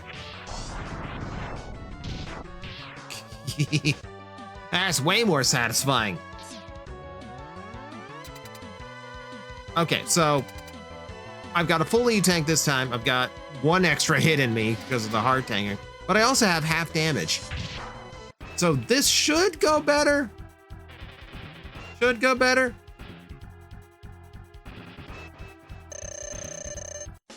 Oh. Still can't get through the RNG of the spikes. But I can actually maneuver now. That's gonna be the huge thing.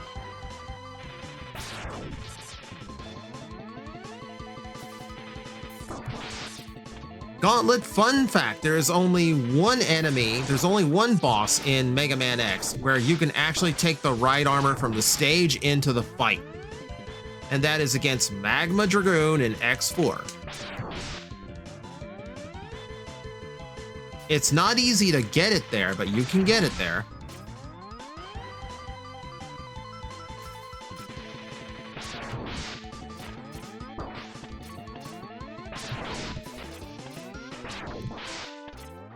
Yeah, it's not even the armor at this point, it's just the dash boots. The dash boots let me move so much better. That said, without the armor, I would be dead already. Oh, hang on. I thought charge shot would do 2. Did 1. Okay, now we can proceed normally. And by that, I mean ass backwards again. And we can move through stages a lot faster now with the dash boots, so I don't have to, like, plod around or anything.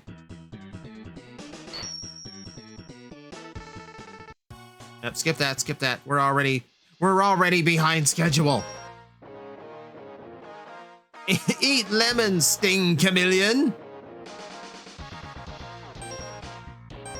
Which means it is time for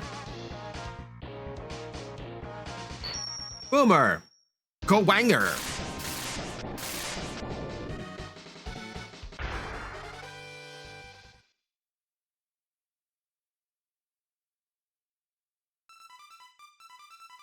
I don't know what a Kuwanger is to this day.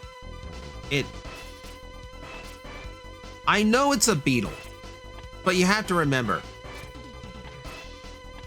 like, everything in this game, like everything Maverick-wise, is set a certain way. And then, like, it's just like an element, or like its ability, and then, you know, the name of the animal, right? You have any idea how confusing it was as a kid to hear Kuwanger?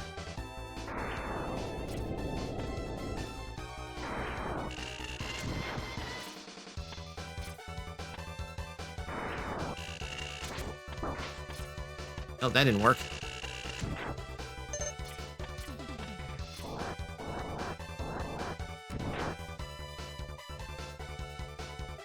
Okay, let's use the Chameleon Sting. Don't need it. Not saving it for any boss. Yeah, it's a poor translation of a Kuwagata beetle. Because we don't know what that is here.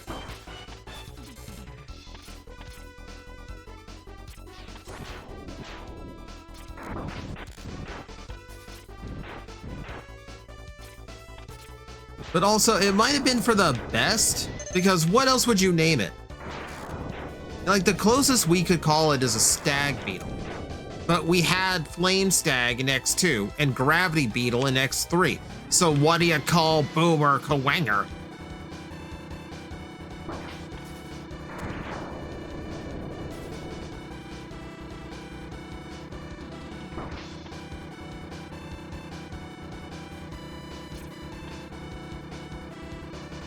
Dave. We call Boomer Kuwanger Dave. Guys. Oh my god, guys. Dave is such a boomer. I swear to God. Throwing his boomerangs around all day like he's cool. It has been cool. Not cool anymore.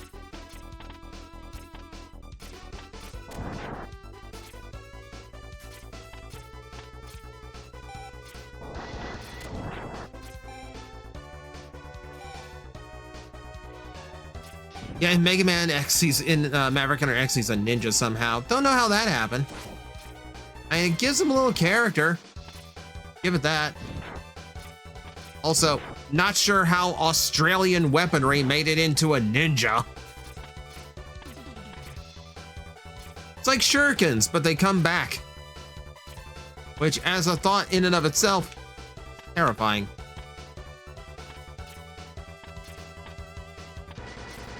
Okay, so there is a pixel perfect jump you can make here to actually get this right now. Otherwise, I need the charge shot. Yeah, and I've never been good at that jump. You can make it. It's a 1 pixel jump to actually catch the corner. I've never been good at it, so we have to come back after I've beaten Chill Penguin, after I have the upgraded Buster. Ask Sango from Inuyasha. Okay, you know what? Fair. But also, giant boomerang. That's not Australian. By all definitions, it absolutely should be. All these weapons and nothing prevented me from taking damage there.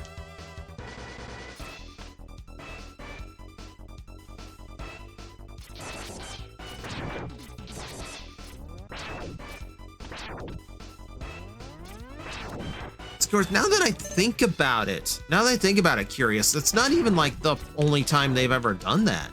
Like they added a lot of ninja to Oil Man after they redesigned him with a scarf over his face. You know, because racist lips.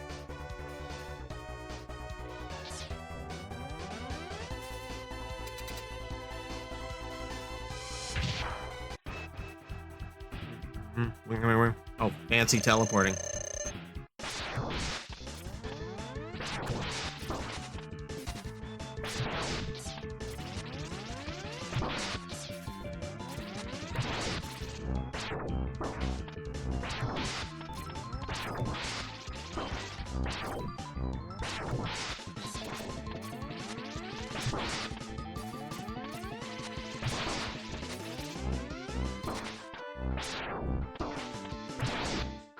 Oh wait, I'm not gonna lose this one. Oh, I'm gonna lose this one. I've hit the wrong button.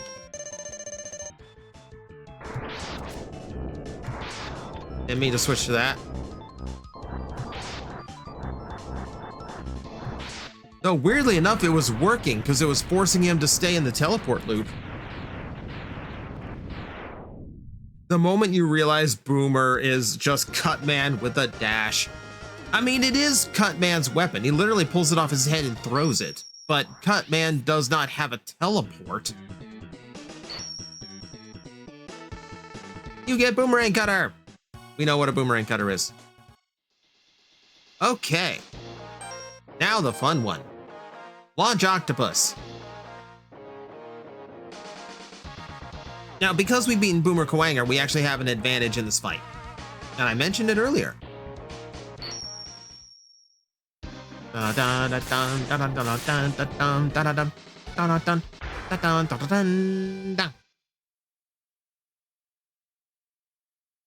mean, honestly, Gauntlet, Mega Man bosses always follow some kind of, like, pattern to them.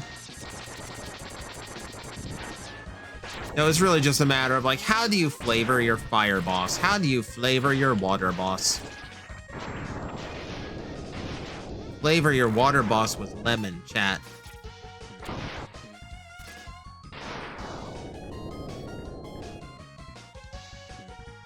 Oh, it's 2 hours in, didn't realize that, bro. Yeah, like, I announced it as a midnight stream.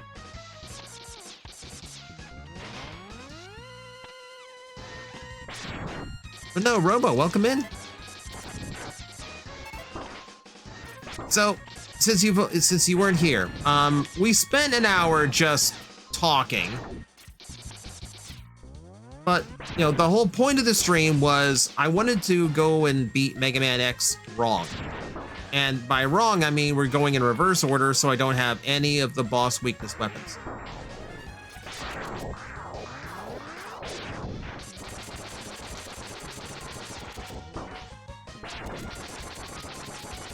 Why am I doing this?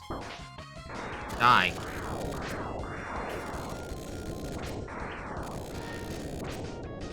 Oh, now I really need you dead.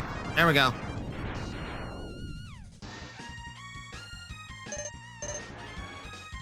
Play your water boss with Mio. For me, it's the middle of the day and doing stuff. Sydney, Australia time. Yeah, I've got a buddy who was in here earlier. He's from Australia.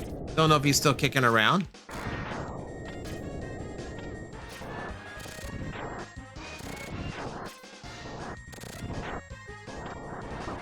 Little details. Fire weapon works when I'm inside them. Does not work outside in the water. This game has lovely attention to details, chat. No.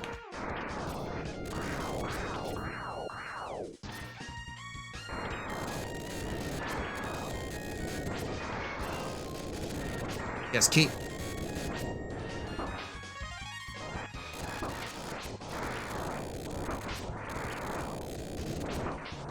I'm stuck over here now because I had to go get the one up. Oh, we have one in Tasmania as well. Welcome into the Aussies here.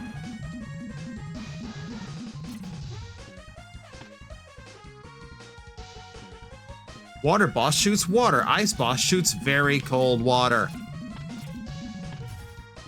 Yeah, it's fun how that works.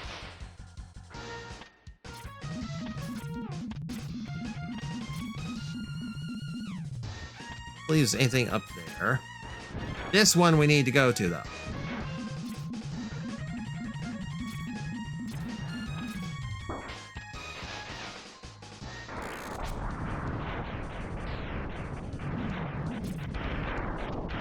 Oh, sorry.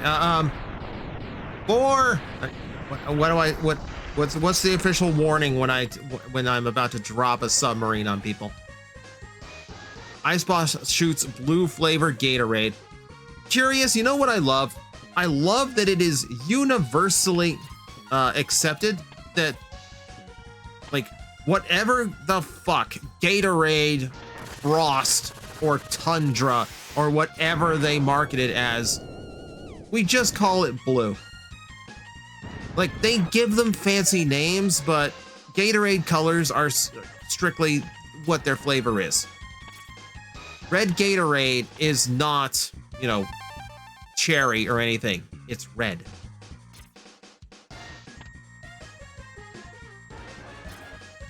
The controller didn't work. Oh, Gauntlet, yeah, ahoy. That's the naval warning. Thank you. Okay, so that's the only upgrade we had in this stage. Because of the flavoring agents. There's no astral agents, chrono agents, dimension agents. We have no flavor agents at Triad. Sorry, I'm sorry. I accidentally went back into character for a second.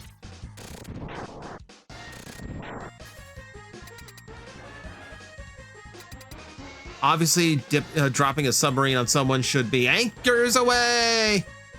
It's a big ass anchor. Hang on a second. I have to dock my ship with a smaller ship. You going down. It's fun.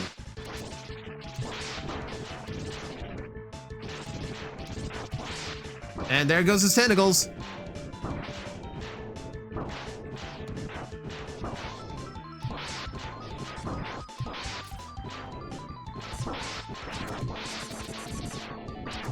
Now, the only thing he can really do to me at this point is fire his missiles.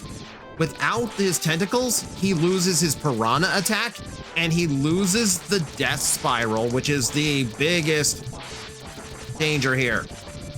But without either, this becomes incredibly sad. He literally can't do anything to this. He has no alternative. Bye. Look, after Sting Chameleon annoyed me with his RNG attacks, I think I earned this. The sheer petty. Fuck your arms. Like shooting fish in a barrel. Yes. Fish who have had their arms cut off. Yeah, everyone get the fish in a barrel joke out now. Yes, we know it. We know the fish in the barrel joke. 3 to go. What? Really? Welcome to Watchpoint Omega. Kione Knight, thank you very much for following. Welcome in. Horming torpedo. That's a little bit different. No, homing. Homing. Heat seekers.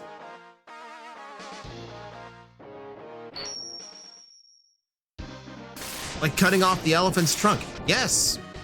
If I had fought the bosses in the correct order, I'd have done that. But we're fighting them backwards, so instead I get to cut off the arms of the octopus. Does anyone want octopus balls? I am serving them up fresh.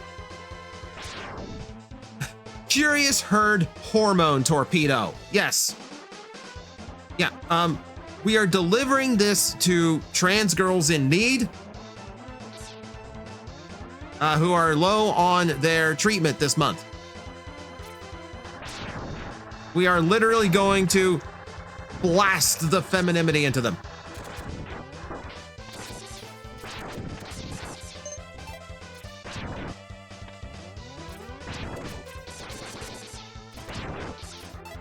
Yeah, hell yes.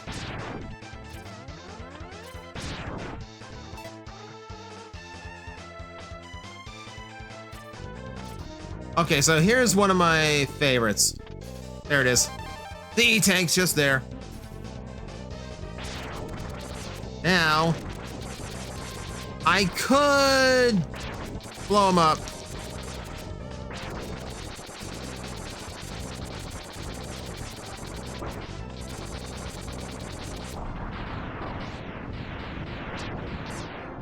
Now, later on, we will have to do that again. But we will have to do it much faster. Otherwise, oh, actually, no, wait a minute. Wait a minute. Oh, no, wait, I think I know, wait, I think I know, no, I don't need the helmet. I needed the helmet to get the health items there, but I don't need the helmet to get anything else.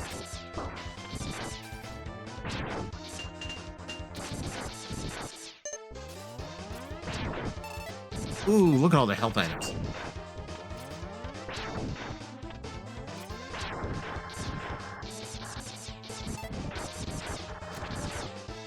Yeah, stretch, hydrate, yeah. I'm always at a loss for like really good channel reward stuff. Also, I really want to put in the tit system so you can throw like shooting stars at me. I think that would be appropriate. Okay, so this guy needs to go down very quickly.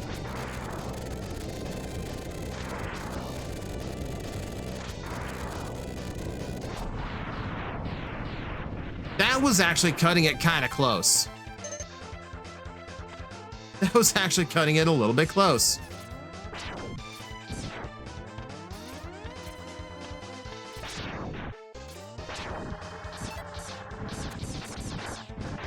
I actually really love this segment.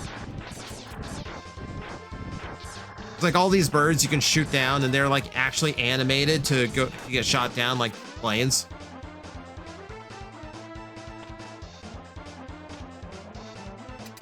Oh yeah, I got that jump down. In fact, we'll be making that jump many times. A little bit later.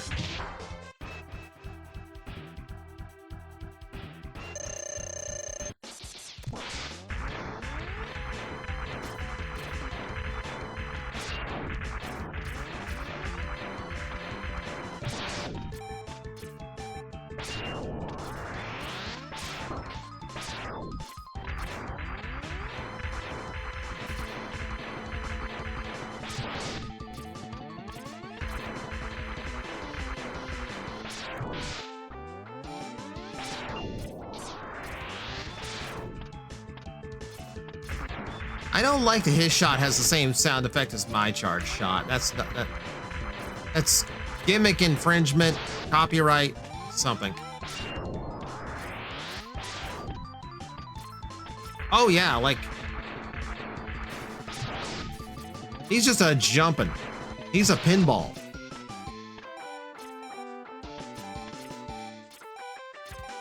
There's no point to shooting him when he's firing like that. I have to wait for him to rebound from the bouncing around.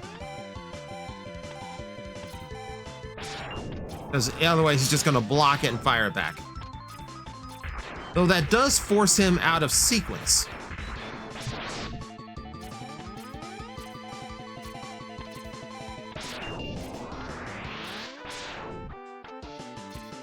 So he gets back to the rolling. Oh, hang on. The rolling is actually really easy to block because it's all 90-degree angles.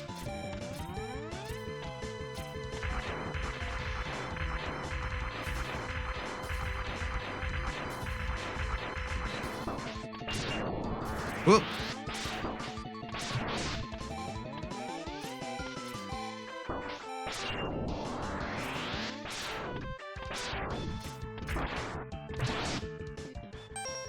Okay, I got 2 of these, so I don't mind burning one.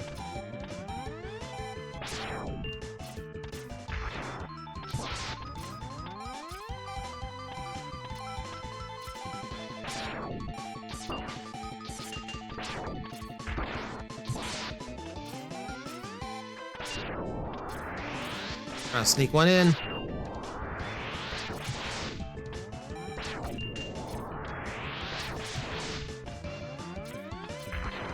I gotta get a little bit more aggressive here.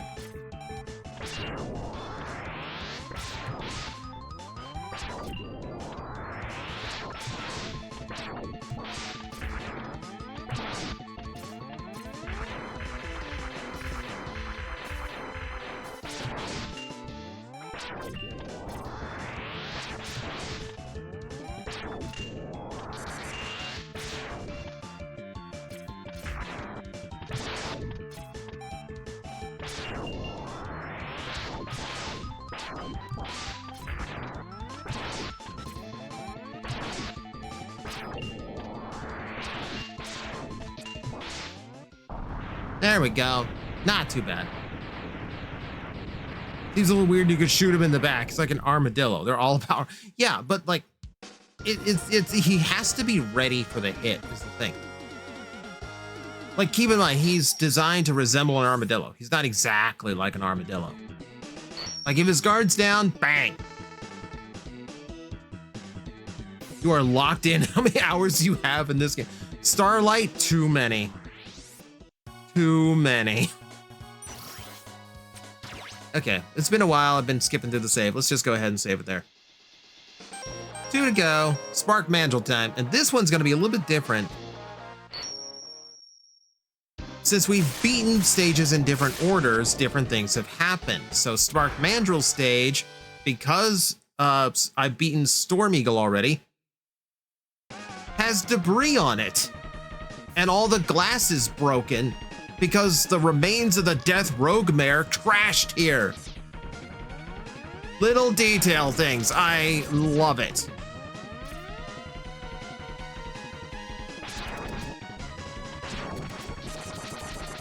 But that said, I've actually made the stage harder because now the power will flicker. Mine.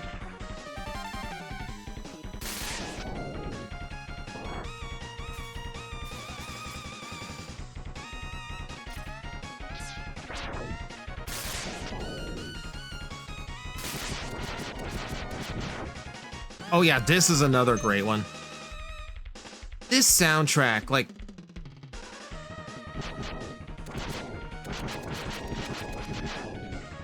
Like, the other Mega Man X games have good soundtracks, but I genuinely don't think any of them beat this. Like, I think this soundtrack is way more memorable and standout than X2 and X3. Like, I would put this up against stuff that Square Enix was making at the time. That's how good I think this is.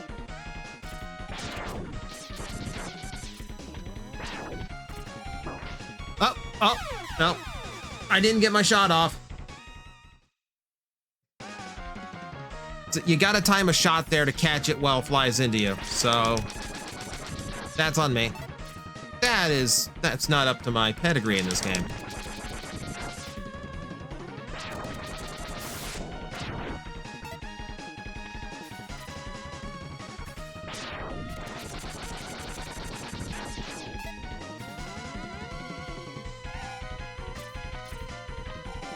Yeah, I have a lot of fun in X2 and like X3 and X4 as well, but like this is just home.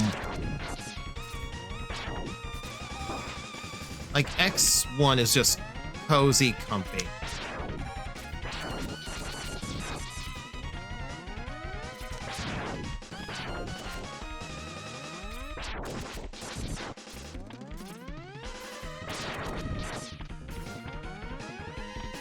Okay, we got a boss to fight, which we have weapons to make this easy.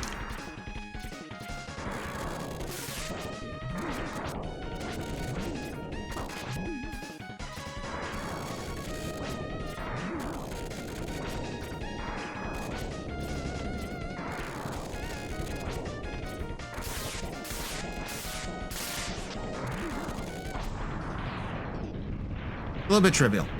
Favorite Sonic Advance game? It's been a long time since I played a Sonic Advance game, honestly. I want to say number 2. It's like, I think number 3 is where they introduced Marine. I didn't really play that one much.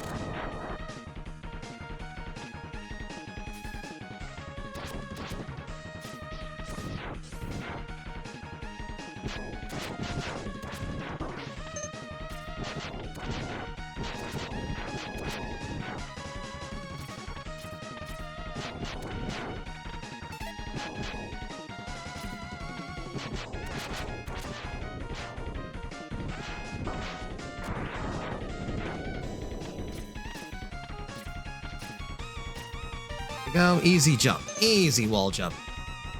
Yeah, curious. Like you can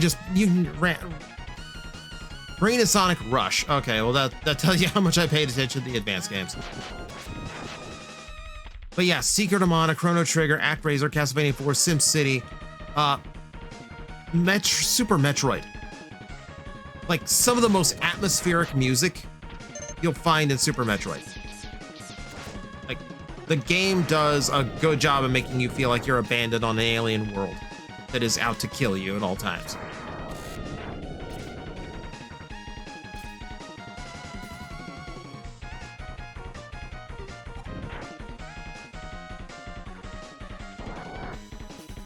Welcome to Watchpoint Omega. Elsa4455, thank you very much for following.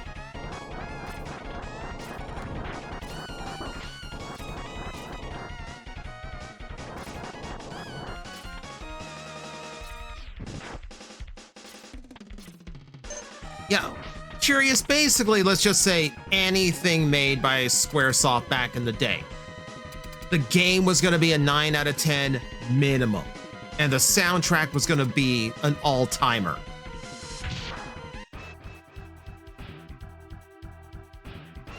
Oh yeah, like the Genesis is the electric guitar of classic games.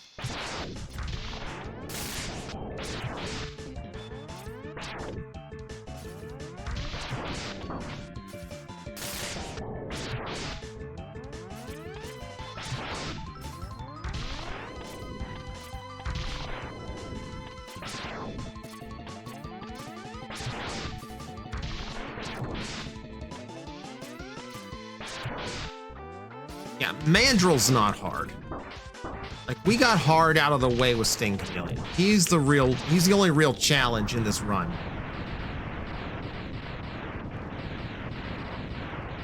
You watch Splinter Cell Chaos Theory. I never really played a Splinter Cell game. I was a Metal Gear guy. Like, that was my stealth game. Yeah, curious, I'm going to admit, like, I only had a Genesis late in my childhood. I never really had one. I remember having a birthday party where my dad rented a Genesis from the local video store. Again, I hate aging myself, but that's how it was. And making it like a big deal because like none of the local neighbor kids I was friends with had a Genesis. So like it was a super cool thing. Like, we get to play Sonic today.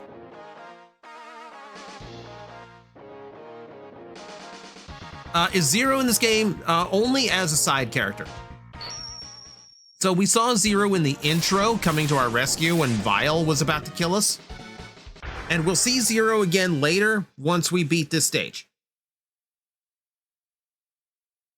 Oh, Comic Zone. Oh, man. Talk about a unique game.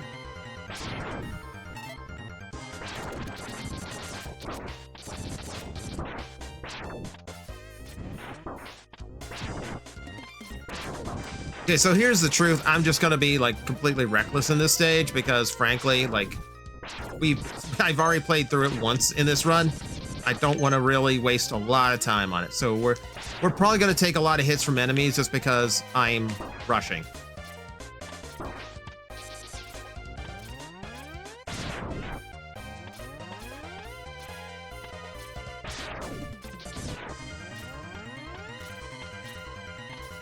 Oh. Yeah, with the armor, remember, this is the intro stage. Hope you're having a great day and you're keeping safe. Yeah, Elsa, absolutely, Elsa. I hope you're having a good day.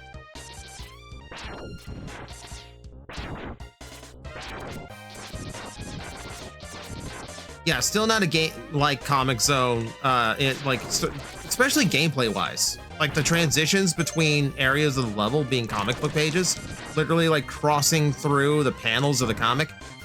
Super clever. Also, that game is hard as balls. Comic Zone is like, okay, so like there's the adage of NES hard. You know, games that are like a special level of difficulty, you know, that existed primarily on the Nintendo. And that's because games back then were actually very short. A lot of video games, whoa, okay, I forgot about him. I usually take the top path. So a lot of video games back then were incredibly short. You know, Mike, if you know what you're doing, a Mega Man game is going to last you like 2 hours. I'm not even kidding. You put me in front of Mega Man 2, I'll beat it in 2 hours. Less than that, probably.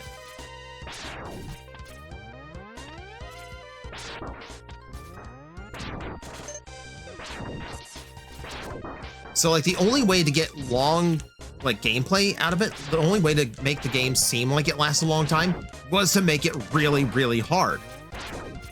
You know, so like old school Contra, 3 lives and only 1 hit per life. Every bullet got you, you're dead. There's a life. So that is NES hard.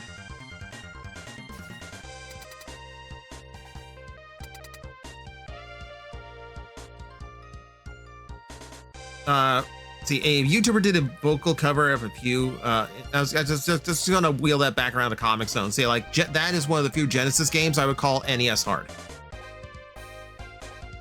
YouTuber did a vocal cover of a few bosses. Mandrill was portrayed by a hardcore revolutionary, whereas Boomer Kawanger coldly but logically rebukes the idea that the revolution is caused by anything but the virus itself. Yeah. Oh, that's cool. That is cool. Were most games on Nintendo just like arcade games, short and hard to get course? So a lot of arcade games were adapted into NES games, Double Dragon, the Ninja Turtle games, things like that. And when those were adapted into the NES, yes, they kept the same structure that would normally keep you pumping quarters. You just had to get good instead. But a lot of the NES originals were also just balls to the wall, difficult. The original Mega Man game is difficult. Not only because it's structured to be difficult, but also they hadn't smoothed it out yet.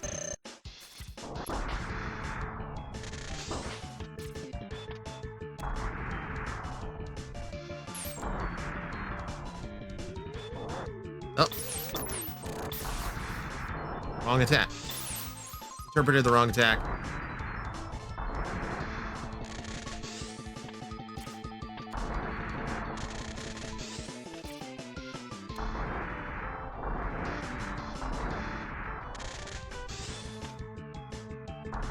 Just let him come to me for the last one. Yellow Devil. Oh, but Curious. Curious, you forget Yellow Devil's true weakness. The pause button. Hey, guys, do you want to know how unpolished the original Mega Man game was? there was not a menu button. There was a menu button and a traditional pause button. And if you pause the game while an enemy is being hit by weapons that don't fade away when they hit an enemy, like the elect beam, it'll hit them again when you unpause.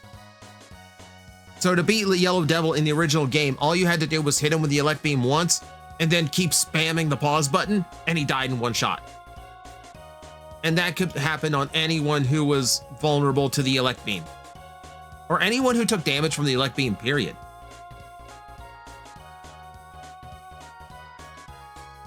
Yeah, busted.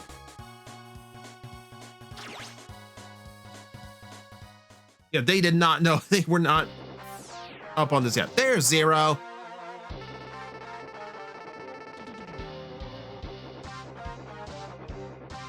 You did all of Wily's Castle in one night. I was that spiteful. The first time I ever beat Mega Man 2, I was sitting with my best friend and his little brother, and we just kept passing the controller around until one of us actually beat a level and moved on. I will proudly say I'm the only one who could beat Wily that night.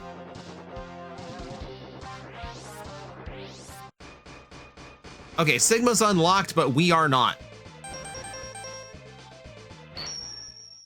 We are still power limited, so let us go amend that, shall we?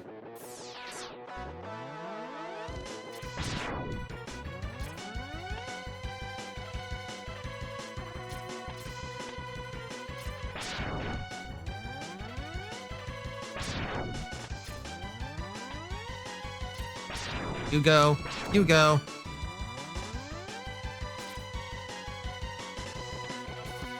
Heart tank. All right, now let's go back. So we need to get about midway through this level before we can get to the helmet. So it's gonna be a little bit of a repeat here. We're going on a round the world trip to power up Mega Man. Now that I actually have the bosses beaten, now I'm unlocked.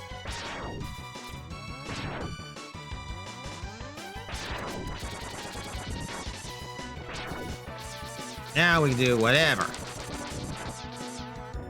Now, I was going to add up a little bit of an extra challenge to this and say, let's beat the Sigma bosses without their weakness weapons.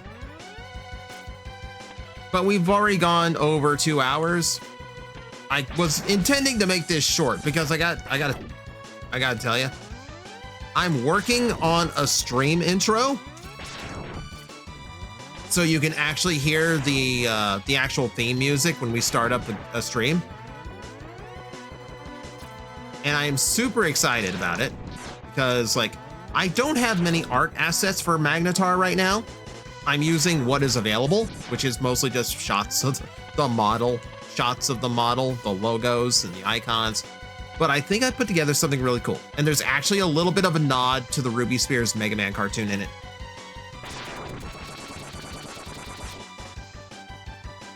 Why am I there? So much quicker.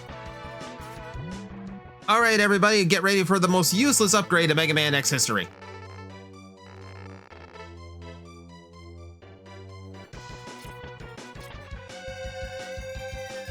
Being exposed to the X4, X6 sprites for X and Zero for a long time makes the X1 sprites feel weird to me.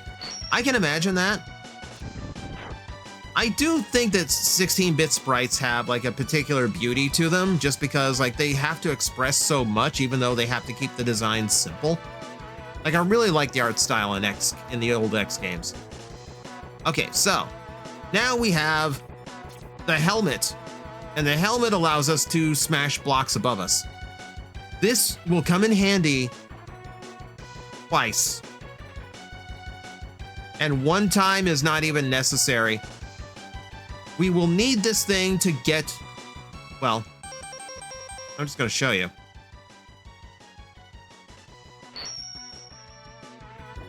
So now we need to go back to the Flame Mammoth stage.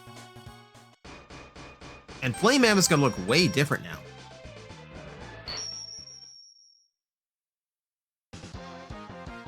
It's icy. It's icy and the lava's gone. all the lava is frozen over because we have beaten Chill Penguin stage. Again, this is something they only did in the original Mega Man X game. They never followed up on it, and they never did it again. Like, this wasn't like a thing that the games ever did. I love this. Okay, one second. I was trying to see if I have a... Yeah, I was actually trying to see if I had some kind of option for save stating. Because it is possible to screw this up and not be able to do it without resetting the level. This is another pixel perfect jump.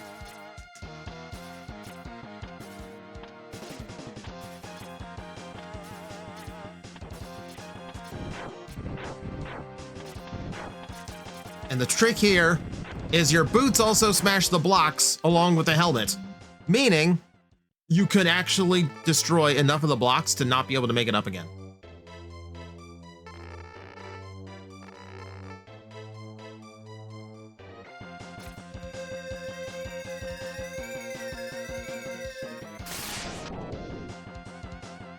Oh, achievement, burst armor. And now we have my favorite charge shot in the whole game. Bam! Pink death.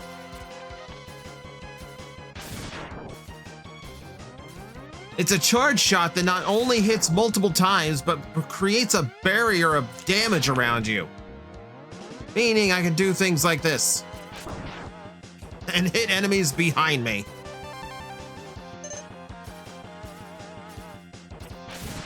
Yeah, in Maverick Hunter X, they had to nerf this. They nerfed this and they nerfed the Storm Tornado. They're both too overpowered. Yeah, it really is. It's Godzilla evolved color. It's radioactive. Didn't you know? Like, I mean, if you think about it, if you really think about it, Godzilla defeated an enemy and then absorbed their power to increase his own, right? Godzilla, what I'm saying is Godzilla is Mega Man. Like, that's just fact, confirmed. Oh.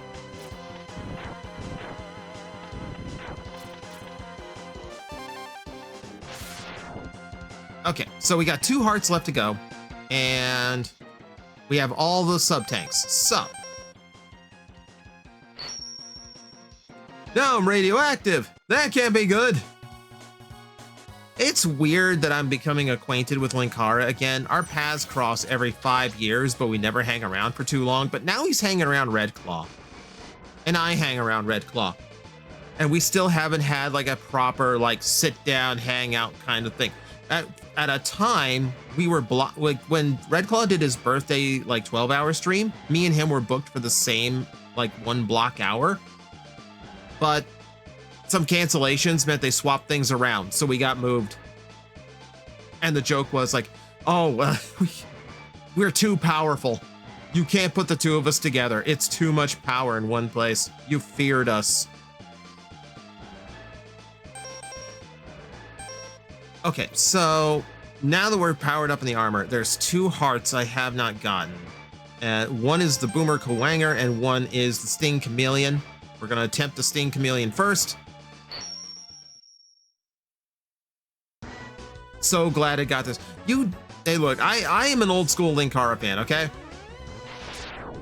Look, okay, Curious. You're talking to the guy who created the damaged Mechakara prop. Like the damaged Mechakara hand he had during the first Lord Vice storyline. I made that. I literally had a hand in that.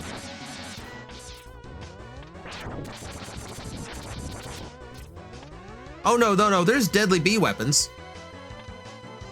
Like there's hornets. Yeah. Yeah, you remember that now. I was super happy because it showed up a lot. Like he used it a lot as a prop itself, but he also kept it in the shelves behind him during his reviews for like over a year. And then it showed up in the movie. Like, yeah, I was super happy that he enjoyed it that much. So here's your trivia, Curious. Here's a trivia for you, Curious. Originally, when I sent that off to him, it included the upgrade piece that the original Awesome Arm toy had, which was like a claw that you could hook to the back and it would eject the claws. I'm not sure he ever noticed it was in the packaging when I sent it to him, because I never saw him actually use it for anything. But I did send him like the added part that's usually lost on that toy.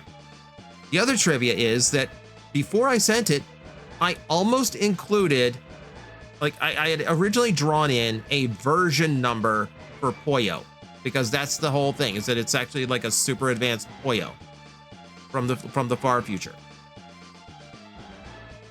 But here's the shame is that like I forgot how to spell Poyo. I put P-O-Y-O instead of P-O-J-O. So I had to erase it.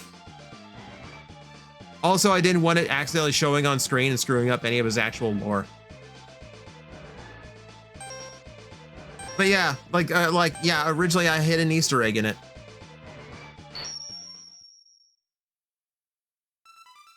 I'll tell you the one thing, like back in the day, he was trying to get me on Channel Awesome, and I'm always grateful that he tried for me, because he actually really liked the cartoon reviews. He like, I asked him to, like, I just asked him to watch one, you know, just like let me know what he thought. And then he ended up watching a bunch of them on his own.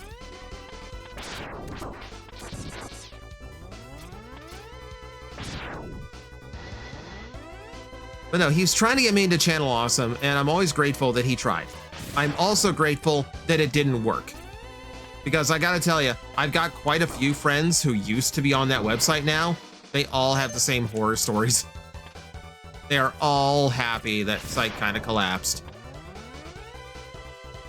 You know what? I'm kind of happy, because like, in my own way, I made it without that site. I will take a modicum of pride in that.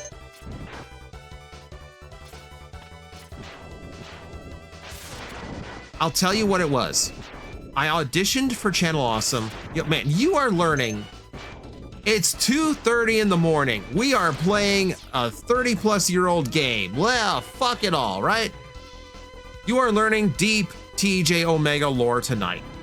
So, I auditioned for Channel Awesome 3 times. And originally it was when I had like a few episodes of TJ TV under my belt. It was really just a pilot. And they were like, you know, okay, it's good, but, you know, come back when you've got more under your belt. You know, come back when you got a little bit more. So I tried it again when I had about 8 episodes out. And they're like, okay, we like what you do, but like, we don't have a place for you. And that was always Rob's answer to me, because it's always Rob Walker who was handling the talent pickups. And I was like, well, and he always kept saying the same thing. You know, we like what you do, we just don't have space for you. The 3rd time I auditioned. So this was during like a really big talent call, like they wanted to add a ton of people to the website. Oh, Indo, this was only for TJ TV, the cartoon review series, which that only made it to about 22 episodes, I think. Yeah, 1300 is the daily Transformer stuff. Like, I wasn't submitting that because I figured it was too niche, but the cartoon reviews was right in line with what they were doing on the site at the time, and no one else was doing old school cartoon reviews. So I thought, this is unique, and this is something I actually do know a lot about. It's not me just like trying to fill a gap, it's something I genuinely am passionate and knowledgeable for. But even when I had like a lot of episodes up and a proven following, the answer was still the same. We like what you do, but we don't have space for you. Also, they wouldn't tell me what it was missing. Rob refused to actually just like tell you, like, this is why we're not picking you up. This is why we are not actually going to take you onto this website. And they never quite explained why. Now, the funny thing is, I kind of figured out why a few times. So, in that same talent pickup where they said, we don't have room for a cartoon reviewer, they hired 3 horror reviewers. They already had both Brad Jones and Diamanda Hagen on site already who were doing horror movies. But they didn't have room for the animation reviewer. So figure that one out for me. The truth of the matter is, yeah, Indo, that was the Nostalgia Critic website, and that was the whole problem. The whole problem to that website was it was supposed to be this, like, everyone benefits. Like, frankly, let's use a forbidden term, shall we? It was intended to be a very communist approach to video reviewers, because everyone was supposed to benefit. Like, everyone was part of the same whole, and like everyone would benefit from it. So that was the idea. And the idea was that everyone would be featured the way Doug Walker was, you know, for a time. And then it never happened. Like, even the bigger ones like Angry Joe and Linkara. Now, you know, there was this one time they were going to redo the site, and the entire site was going to be like, oh, well, there's going to be a banner for Doug Walker, but every so often it'll change. And we'll have one for Linkara, one for Angry Joe, and like, we'll spotlight all the big talent, and that will trickle down into all the other talent. They never did it. They never did it. The entire site became the Doug Walker show. Everyone on that site became in service to Doug Walker.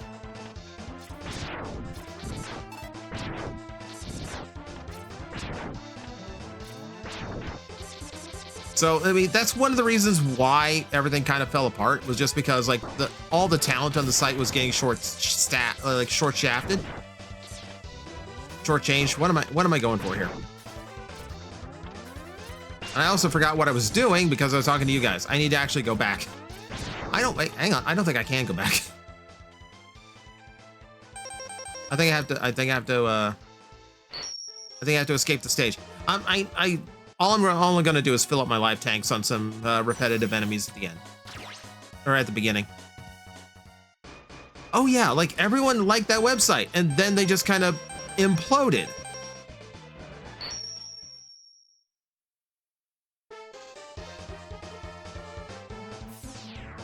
So here's what happened to me.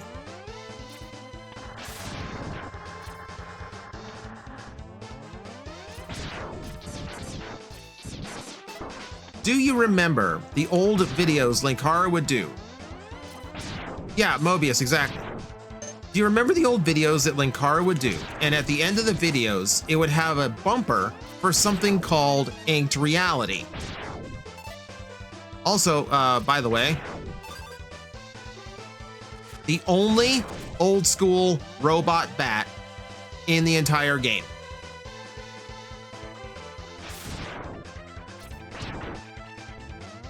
I just think this is cool. Like, that bat is straight out of Mega Man 7. And it's the only one in the game, and it's hiding here, and every time that one dies, every time you kill this and drops an item, it will always be a 1-up. It has the same drop rate as everything else, but it'll be a 1-up when it does. I am currently just trying to farm health because I want the E-tanks to be full.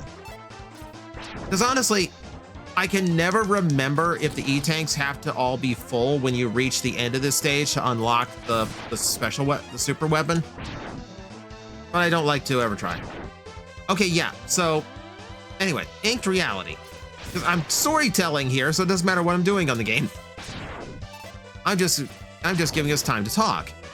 So Inked Reality was supposed to be a spin-off site, the same way they did Blistered Thumbs. So, like, Blistered Thumbs, the whole idea was that Angry Joe was the lead star on that site, just like the Nostalgia Critic was the lead star on Channel Awesome.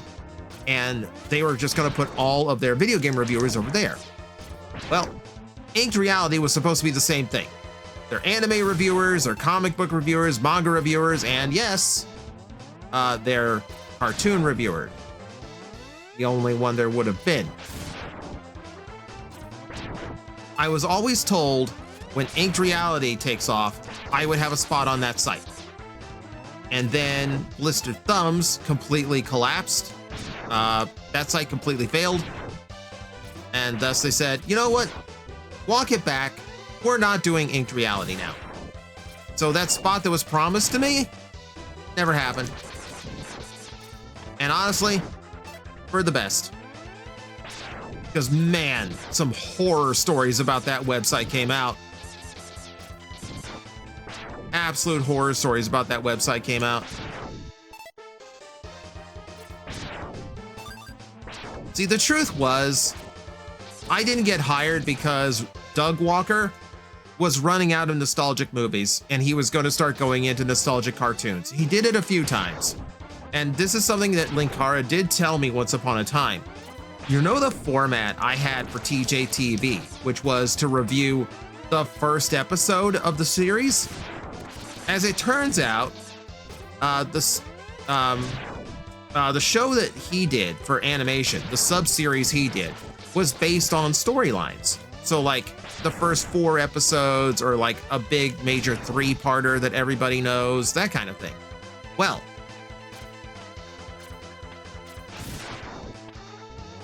for the original format was called The First Couple, because the original format he was going to do for his cartoon reviews was to review the first 1 or 2 episodes. I know that this is something Linkara told me himself. So like if he changed formats, it was probably because like he found out that someone else was already doing that. So I take credit in ruining Doug Walker's one idea for doing old cartoons.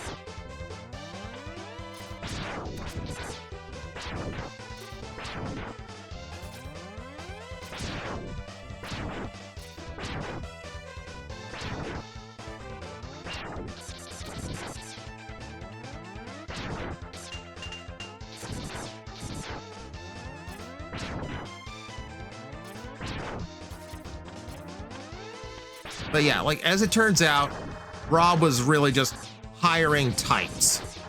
Like one of the girls that he hired was there to do anime coverage because at the time they had just lost Jesu Otaku, who by the way transitioned after she left the site. So Jesu Otaku, I don't know what their name is currently, but he is doing well last time I checked. So good for him. But he was specifically trying to cast a replacement for Jesu Otaku because she was like the next big star of the site.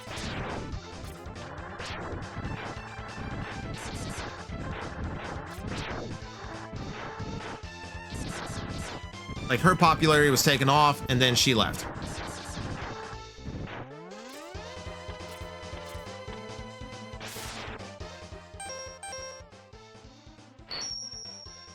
So yeah, he was hiring types and I wasn't one of the types that he wanted.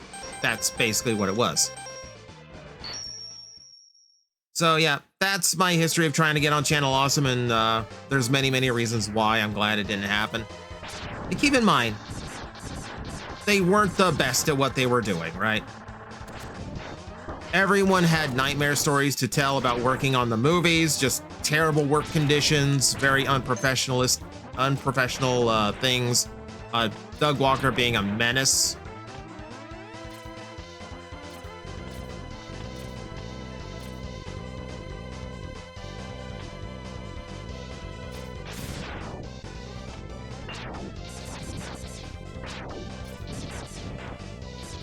Like, if you dig into it, there are horror stories about that place. And not the brightest people. One of the things that always stood out to me the most, and this is the craziest thing.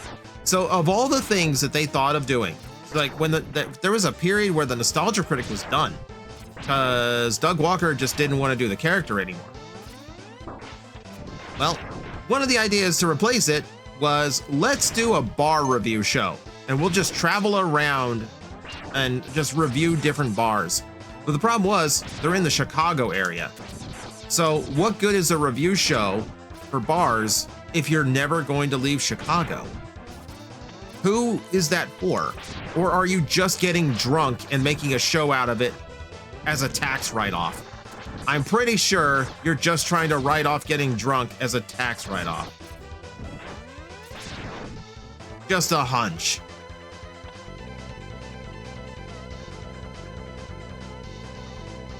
Big thing that made me want to stop watching the Nostalgia Critic was him saying he wouldn't review anything in theaters, and that when stuff like Jurassic World came out, he talked about it first night it was in theaters. Yeah, because it's hot. Because people wanted to hear about it. Because frankly, he didn't want to do the nostalgic thing anymore. Okay, I'm getting lucky here because I have to get to the end of the level with full health in order for this to work. Oh. Okay. I got hit by something at the very end I didn't notice. Let's hope it counts it. We're basically just going to keep doing this until there's a capsule here.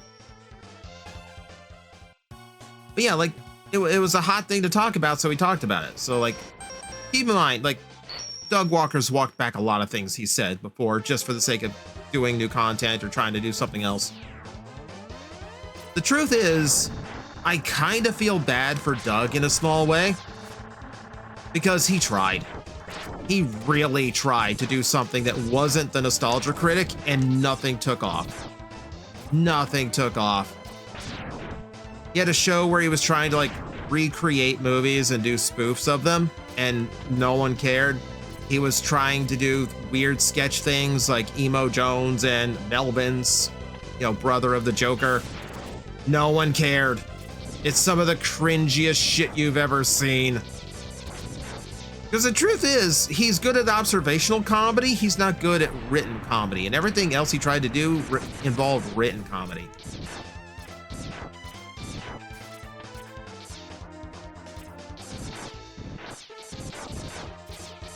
But he's stuck in that character because here's the truth.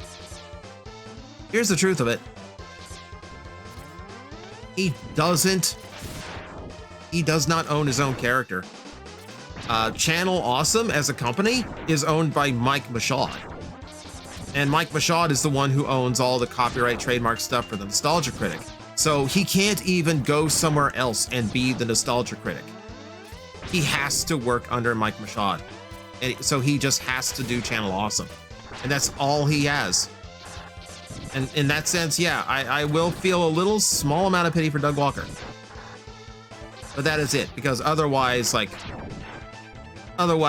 he was just as responsible for everybody else for fucking up that website and everyone in it. Demo Reel, yeah, that was the name. That was the name of the show. Demo Reel went absolutely nowhere. No one gave a shit. Because it wasn't good.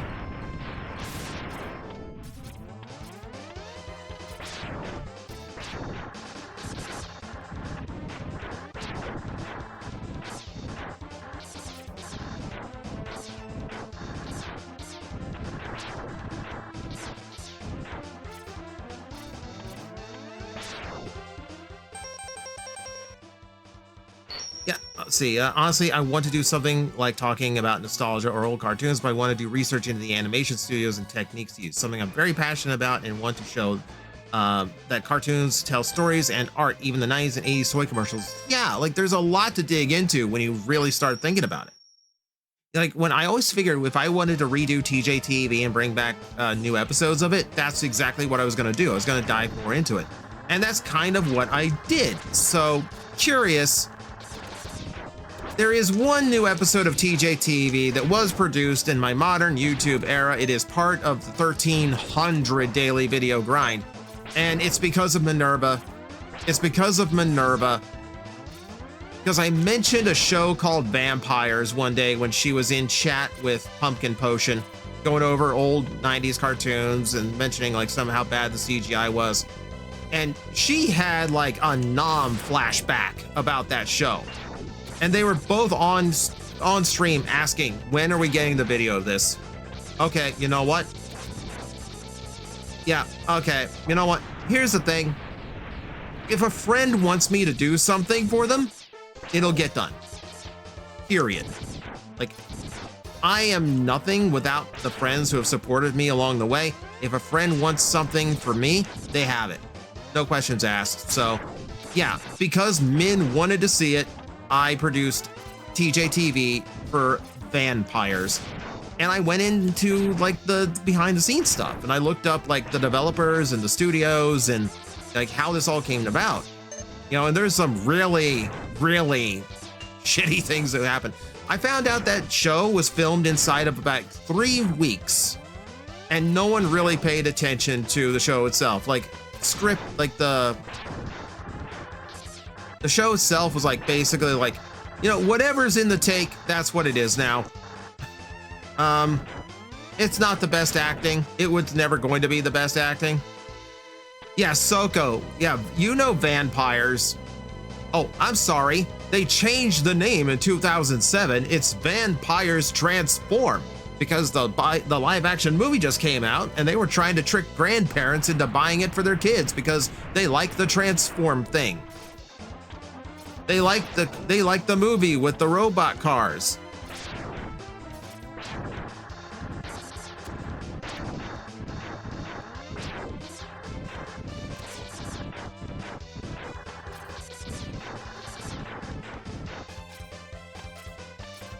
Beautiful. Yeah, that among the shittiest thing.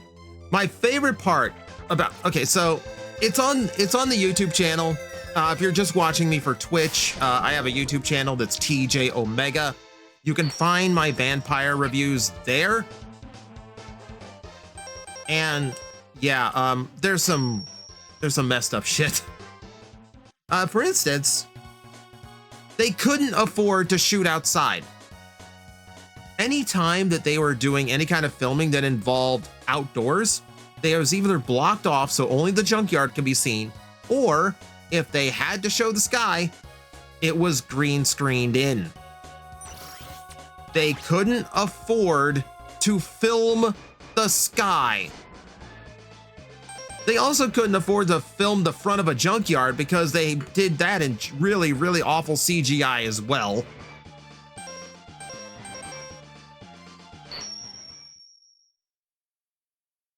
A small channel, you may have heard of it. Why? I don't know, Shiny. I honestly don't know. The only bet I have is that Outdoors would have taken a completely different setup in order to film because the natural lighting would have cast shadows differently. It would have had a different look. But if they filmed it inside, they could have like actual like consistent lighting, consistent wind. They wouldn't have to worry about weather, etc.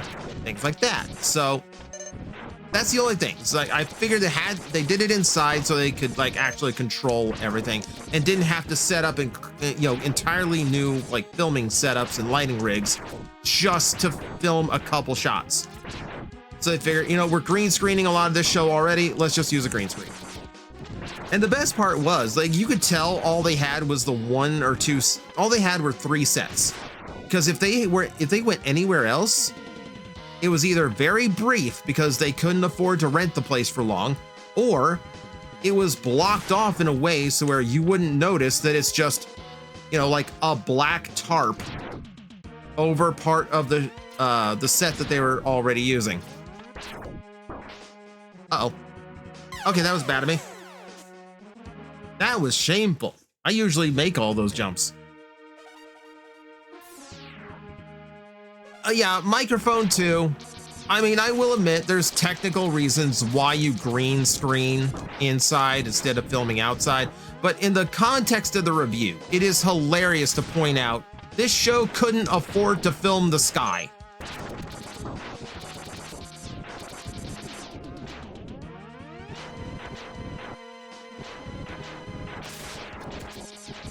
Oh yeah, curious. MST3K they were the masters of the low budget. Like, I envy what they did.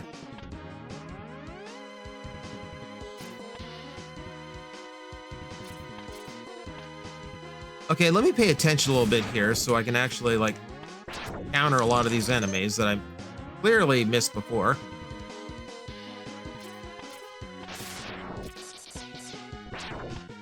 Oh.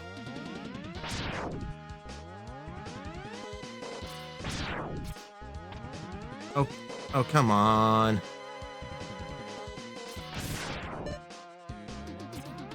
Platform went completely out of sync there. There we go. Now, smooth sailing for the rest of the stage.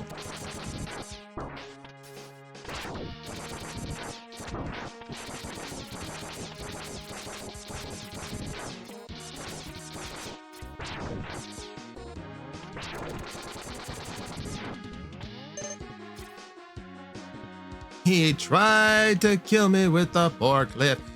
You would be amazed how many times I've managed to use that reference.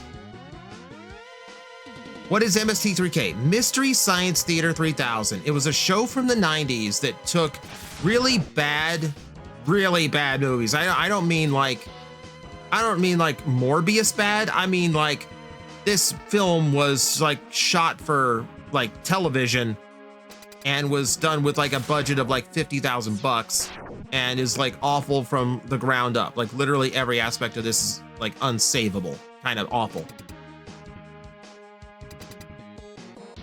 Like some of the worst movies of all time. And it was basically this, they would show the movie and then in silhouette in front of it, like you were in a movie theater, there'd be a row of like silhouette seats and 3 of them would be filled by the host, which was Mike or Joel, depending on what season, and then 2 robots that were puppets. Yeah, a lot of the late, Manos the Hands of Fate is regarded to be the worst movie they've ever done. It was literally $10,000 budget and funded by a manure salesman.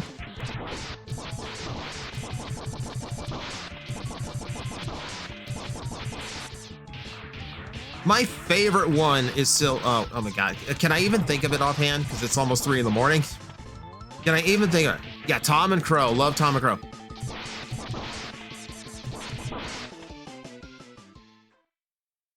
But like, what was it? Space Mutiny. Space Mutiny is absolutely one of the best episodes they ever did. If you ever heard like the name joke, like bull, beef, flank, things like that. Buff, slam, chest. They just had this guy, like an actor named Reb Brown, which was like Italy's answer to budget Arnold Schwarzenegger. Like if they just had like an action movie that involved a war. Welcome to Watchpoint Omega. Whoa. Cuddle, thank you very much. EMP Cuddle McSnuggle. I like that. Thank you for subscribing. Or thank you for following, rather. I lose track. Yeah. Oh my God. The chat's going on it. Yeah, like it's so good. Yeah, Reb Brown. I mean, I'm sorry. Like, I know he fucked up, but like, I loved the Spoonie Experiment back in the day, and like the Reb Brown reviews were hysterical, absolutely hysterical. But yeah, like it starred Reb Brown, who is just this very low talent, muscle head actor. And every time that he came on screen and started doing his fighting thing, he would they would just make up like cheesy like wrestler or bodybuilder names for him, and it was the funniest shit.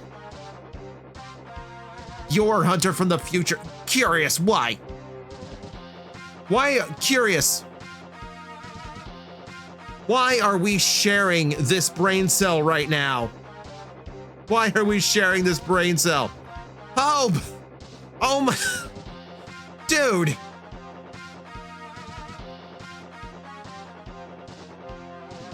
Hope!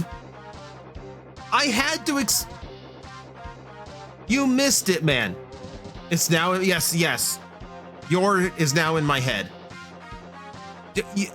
Dude, I don't think you were here from it because you would have piped up. So it came up in the, like the whole Channel Awesome mess came up in the chat, and I had to tell the story of like the 3 times I got rejected from that website and why I got rejected. And like the absolute absurdity and stupidity of it.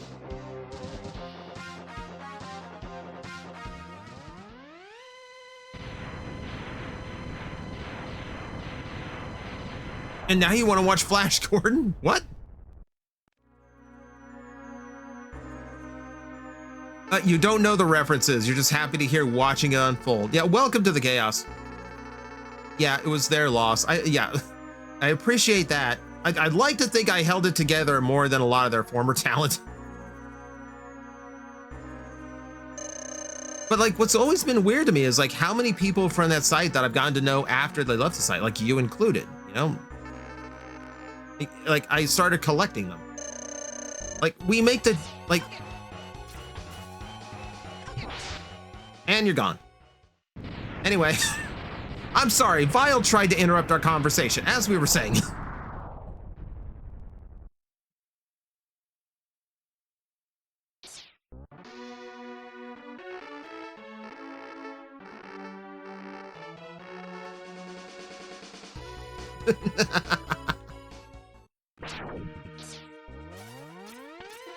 Okay, so if you've never seen this game, like, yeah, like keep in mind, like I've got the Hadouken now, so like as long as my health is full, like fights are trivial. That said, this section's kind of a mess. The bouncers.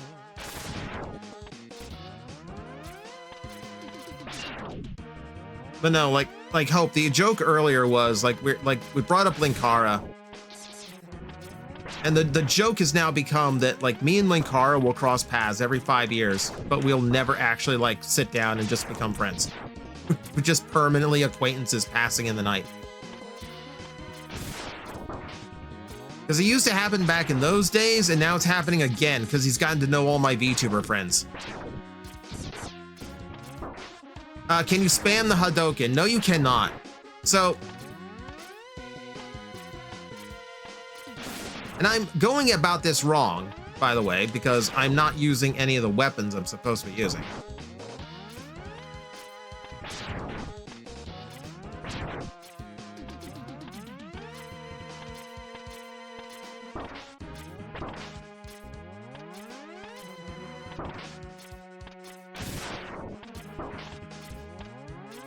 Yeah, welcome to my usual strategy with this stage, which is to just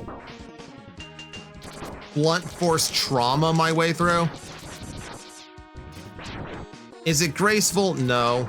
Am I enjoying it? Yeah.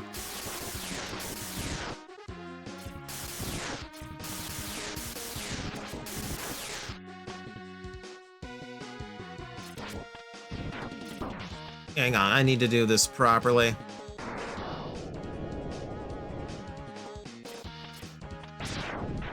There we go. Oh, it's gonna be Storm Eagle first, and oh no, it's Chili. We're gonna fight Chili first. Oh no, Boomer, Boomer, Boomer, Boomer. Okay, so if you remember the earlier fight, this is gonna look nothing like that.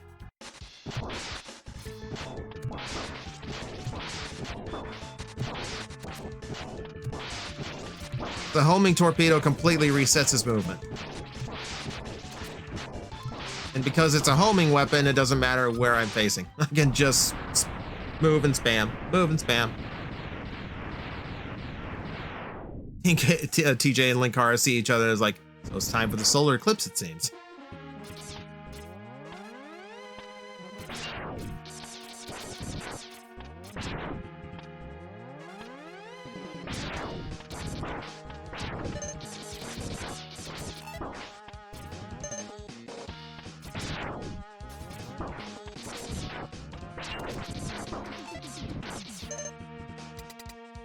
I mean, I figure it's more likely now that I'm some kind of like Power Ranger guy, right?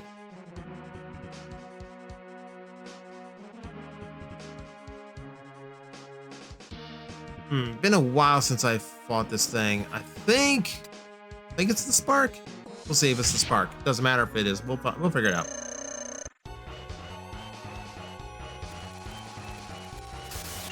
Oh, miss. Find out that way.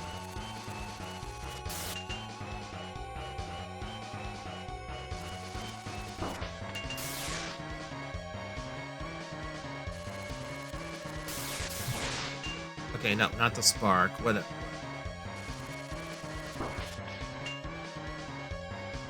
Or you also? I mean, yeah, I'm full on lives. I don't want to waste the E-tanks just yet, so I don't care if I lose this one.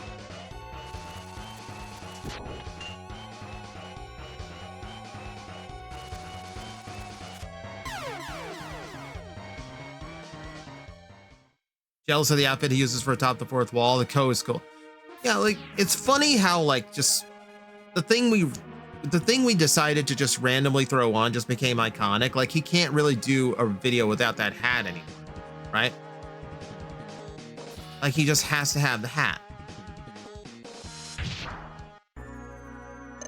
Oh no, Indo, like, if that were to happen, like, it would solely be as a joke.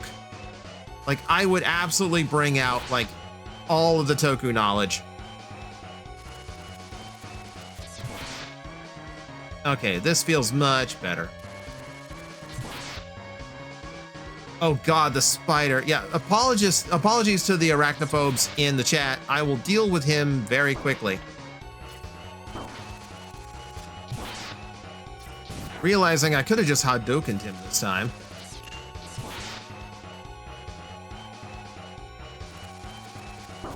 Oh.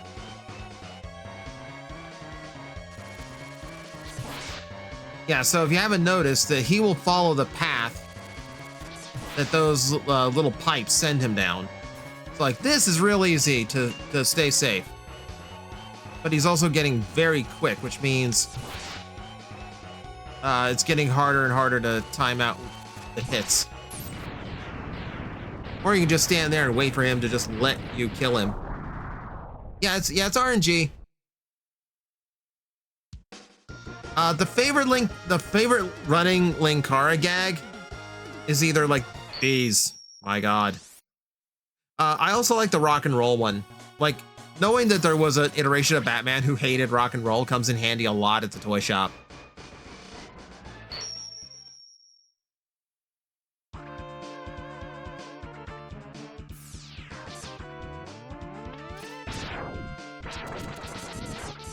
Here's the funny part, like, if Linkara had ever brought me on for any kind of Power Ranger thing, I would probably just heckle him the entire time for his pronunciation of Gokaiger. Because to him, it's always Gokaiger, and there's no changing it. But, you know, I get it. I get it.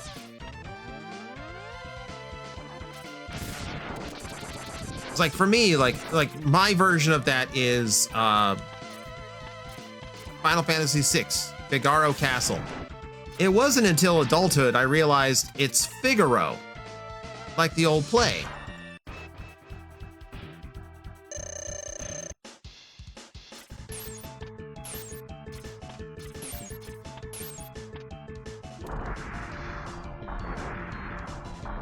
Time to set the penguin on fire.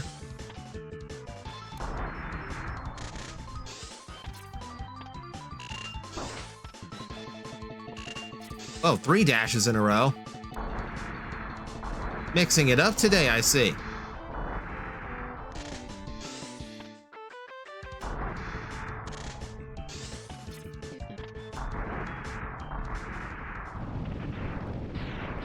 Big Newton Castle? That one's lost on me.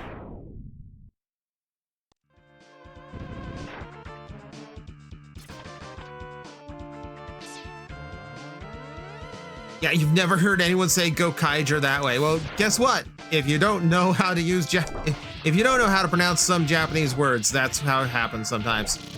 But yeah, my version of that, yes. Like, and I will never pronounce Figaro Castle, South Figaro from that game. No, it's Figaro. That's fantasy.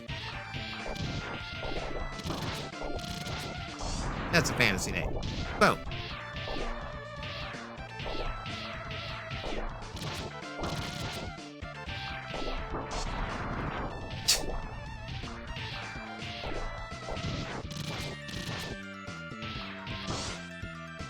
Uh-oh. Armor took a little more damage than I thought. It's fine.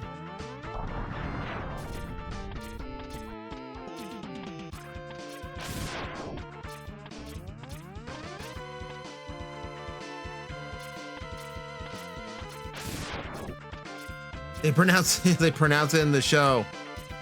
Like, I don't question it. It's just what he says. And I accept that it's never going to be correct. Okay, this is gonna be way smoother. Now, this fight's only going to go faster. Unlike a lot of the bosses, his rotation does not change with the weapon. Maybe another reason why I like him is like he's so like badass that like even if you're hitting him with his weakness weapon, he just stands there and takes it. Like his pattern doesn't change up at all. Speaking of not changing up, holy shit.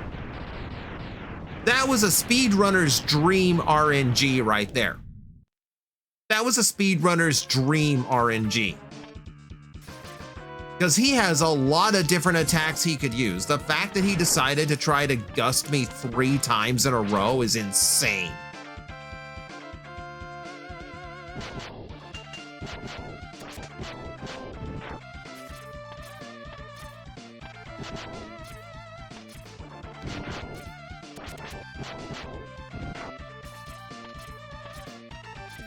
Oh no, like he knew his fate.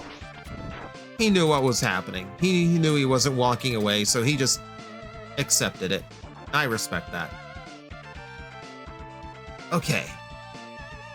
I'm right, this is the face.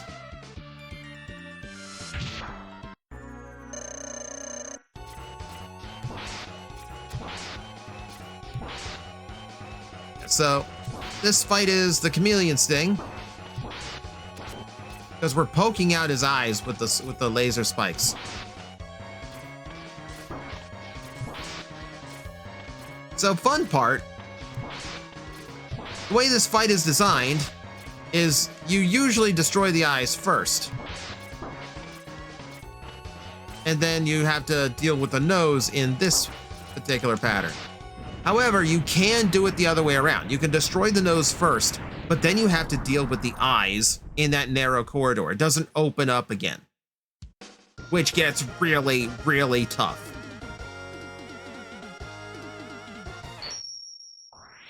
Oh no, not ads. You know, with all the gift subs that were thrown around to unlock the chicken form the other day, I'm kind of surprised there's people who don't have gifted subs right now. It's a little bit weird. I figured like everyone would have a sub at this point.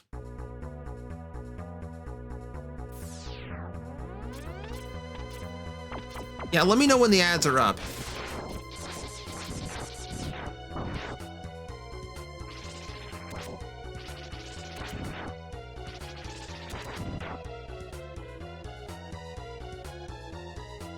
I mean, really, I'm just in the boss gauntlet here, so we're not really missing anything if we go through, but like, I don't want to tell a story or like respond to a chat message and they can't hear me.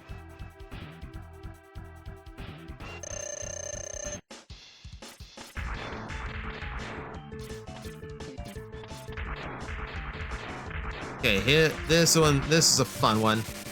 Zap. Oh, there's an achievement for hitting him with his weakness weapon. Yeah, this dramatically changes the fight. Because he still does his rolly ball thing, but it's no longer invincible.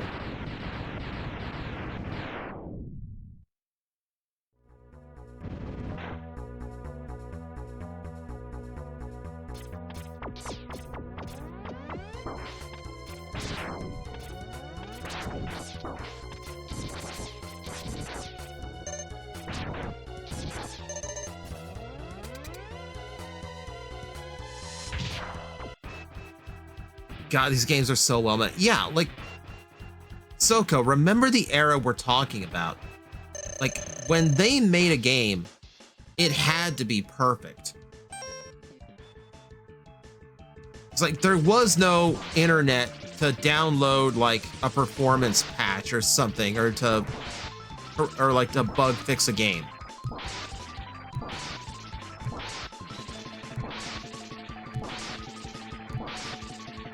I love getting him in that pattern. But yeah, like back then, it was extraordinarily rare when like a 1.1 or 1.2 came out, and that was still a brand new cartridge run that they had to do. Yeah, so games from this era spent months in bug testing. So they had to be perfect because there was no running it back. There was no, well, we'll fix it after it launches. No, when it got pressed, when the factory made the cartridge, it had to be perfect. It had to be as perfect as they were capable.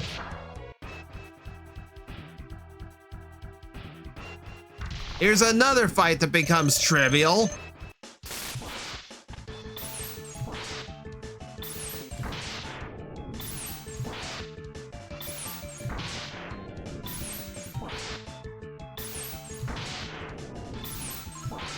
How do you kill a mandrill without letting him take a step? Freeze him.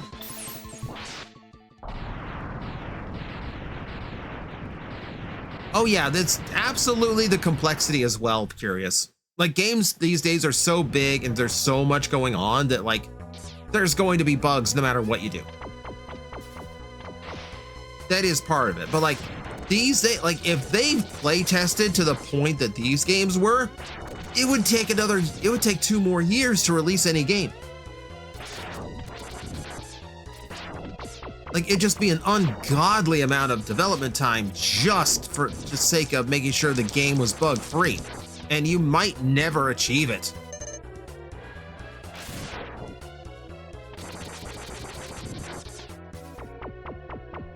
That was cool to see Spark Mandrill chill out. Mr. Freeze, is that you?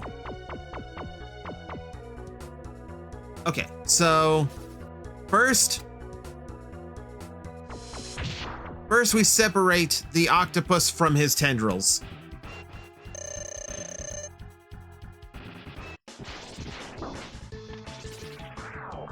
So we don't have to deal with the death spin. Or the piranhas.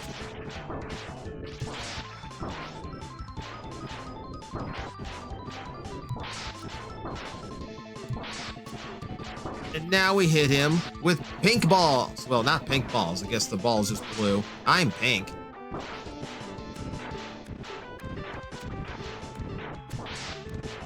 See, now he is still technically a threat even when his weakness weapon is up because his torpedoes can block it. So you have to rebound them off the back wall to make sure that they actually connect. Don't tell me, no. He is a creature with tentacles. I know better than to hit him with blue balls.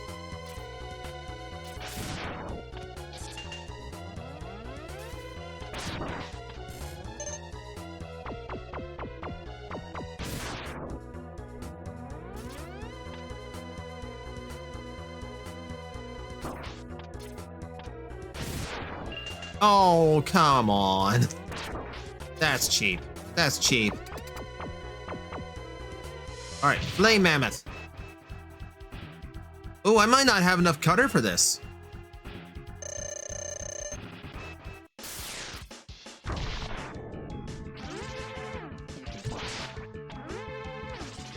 Ah, there we go. Poor guy. So now, without the nose, he can no longer use the oil.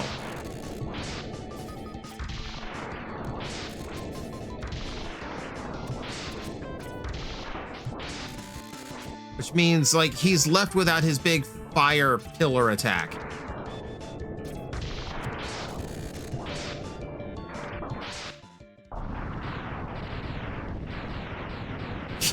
The achievements are sending me a little bit. They are actually kind of funny.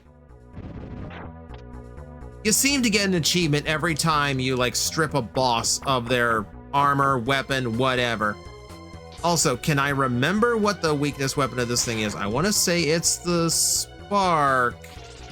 Well, there went my, well, no. It's a boomerang. You get it back if you catch it.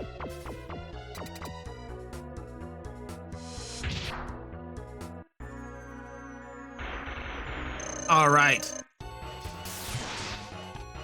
Oh no, it's not. Oh.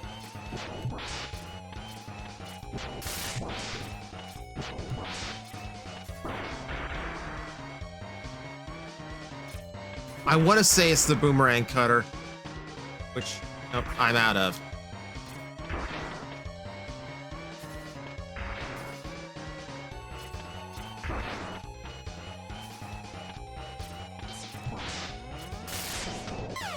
All right, that's fine.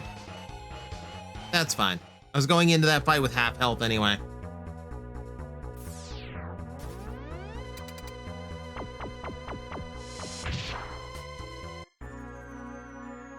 All right, let's try that for real this time.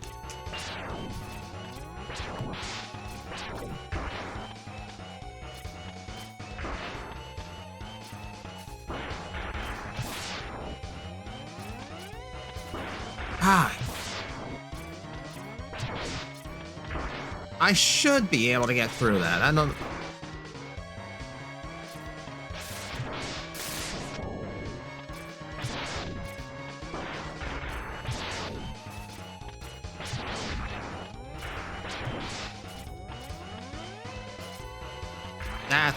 That's what I'm looking to do. Ow!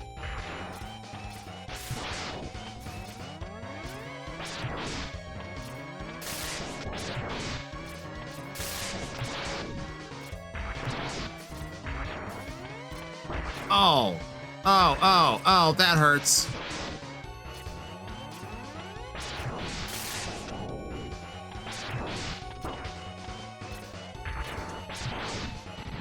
And down you go. It is annoying. It is annoying because it can shake the walls, which is like the only enemy in the game that can counter your wall cling. So if you're not ready for that, that kind of sucks. Okay, one last stage, and this is just the boss fight. So we're about done. Okay, so for this, oh, the game was nice enough to. Okay, so old Mega Man games, they didn't used to heal up all of your stuff beforehand, so that's actually very nice of them. I still have all my sub-tanks. That's good, going into a Sigma fight. You can't even tell what the motif was, a T-Rex. It's just basically just a big T-Rex head. So this is like a last minute thing. Like if you get to here and you need to refill your E-tanks, what you do is you charge up the rolling shield, and then all these little bug enemies, they can be killed by the shield in one hit. So this is how you recharge your tanks before you enter the final boss fight. Yeah, see, it seems obvious now. I mean, it was splitting in half, like so. Yeah, anyway, Sigma. It's a Sigma male chat. All right, let's see if I can get him in one shot. Nope, he jumped. Oh, no, and he, oh, no. It hit him on an invincibility frame, so we missed it.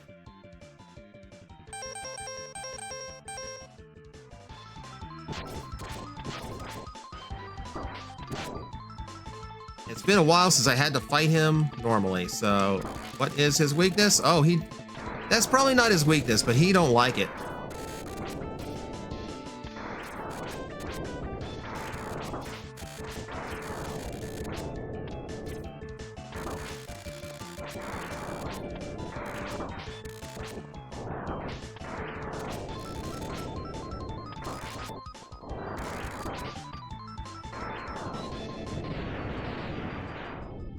Caterpillar boss reminds you of a preschool book, like the Hungry Caterpillar, that preschool book.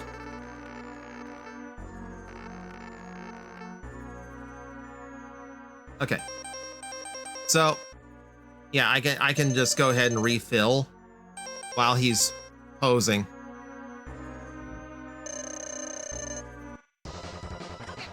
And done.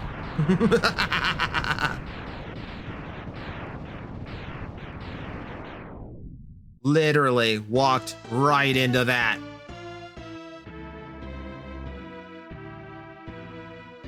All right, Wolf Sigma.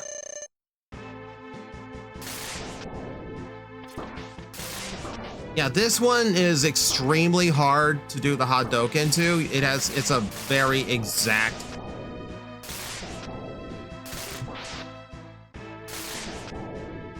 It would be very exact to be able to do it. So we're just gonna like take our time here. Good old rolling shield. So it is kind of a tradition in Mega Man so that final bosses are always the most annoying thing to hit the final boss with. Like whatever weapon seems like the hardest to hit them with, that's what they're gonna be weak to. And in this case, yeah, hit the big floating head with something that rolls on the ground. Actually, Mega Man 2 did the same thing. You had to beat the big floating alien with the bubble lead. Or the bubble lead. That's another naming thing that I never quite got clarified. But it rolls on the ground. The alien floats. The only way to hit him is to wait for the alien to swoop low, jump over him, and drop a bubble on his head. That's literally the only way to hit Wily in Mega Man 2. Well, so we're just gonna keep, speaking of bubbles, we're just gonna keep bubbling Sigma in the head here. Oh, that one was too high.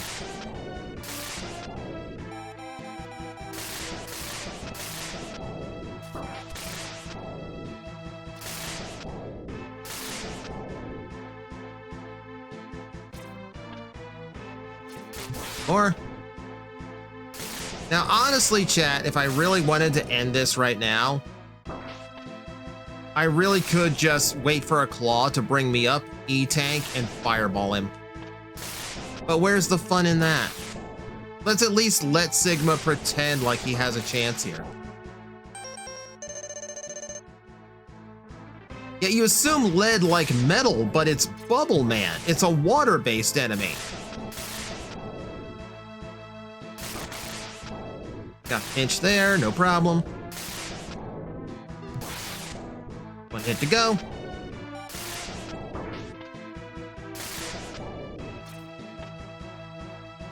Done.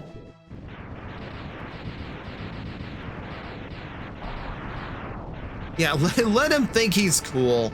He's got the giant claws and the lightning and the fire and like he's like a big wolf robot. Okay, fine. You're super cool, Sigma. You just died to a bubble. Oh, also his entire castle was on a death switch. Whoops.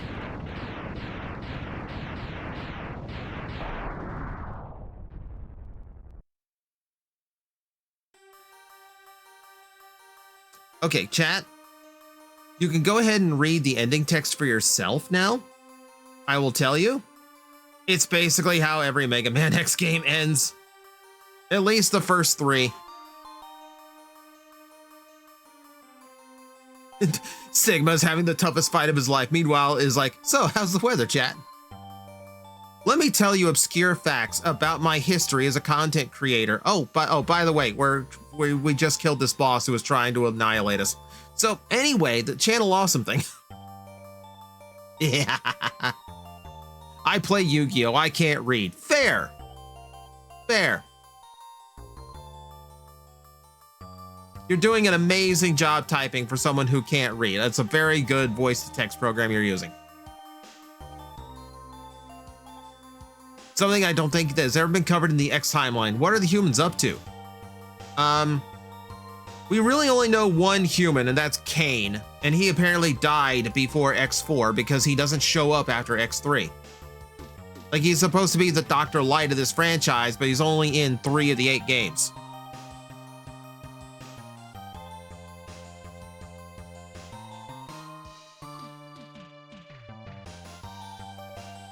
The only game we know what the humans are up to in is X5 and X6.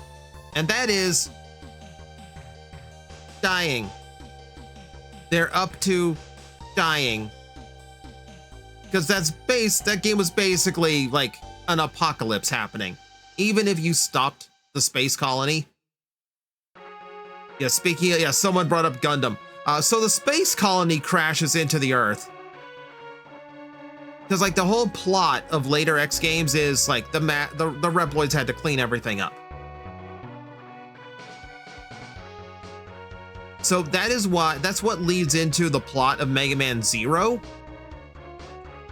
where like humans and Reploids are almost indistinguishable from each other. And then by the time we get to ZX in the like even farther into the franchise's canonical future, it's just permanent.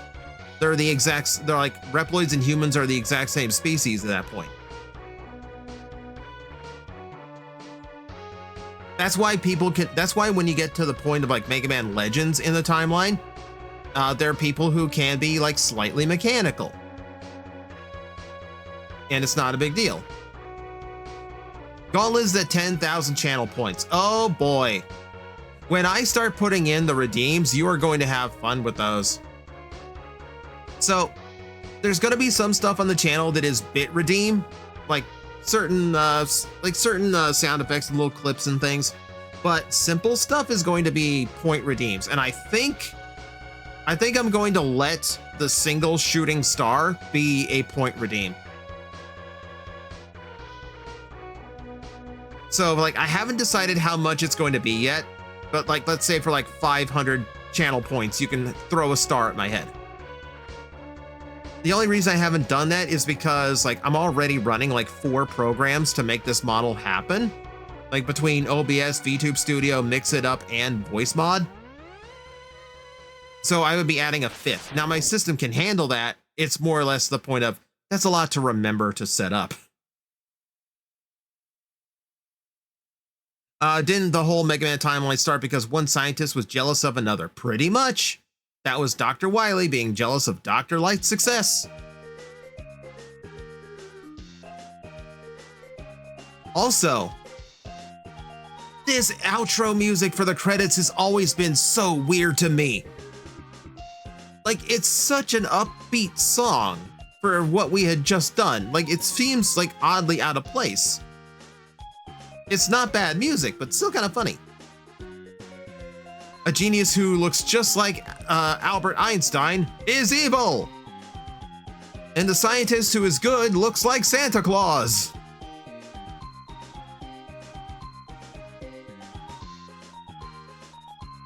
Because picture this, the Maverick War begins. No government in history would take a robot war lying down, not to mention how mixed the populace's reaction would, to the conflict would be. Yeah.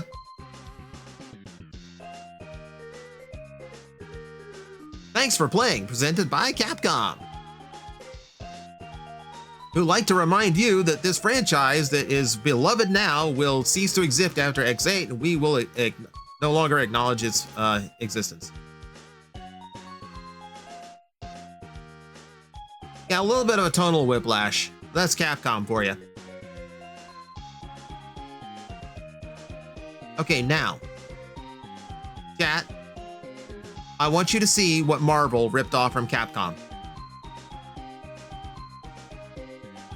We just have to wait, I think, because none of my buttons are doing anything. Oh, it's the post-credits. You have won a temporary victory, X. What you destroyed was only a temporary body. My spirit remains intact. In time, I will find other bodies strong enough to do my bidding, and I will return. I shall see you soon, X. Very soon. And by that, I mean like 2 years when the next game's made. Or like maybe like 1.5. It wasn't that long, actually. So behold, the original post-credit teaser. Sigma will return in Mega Man X2.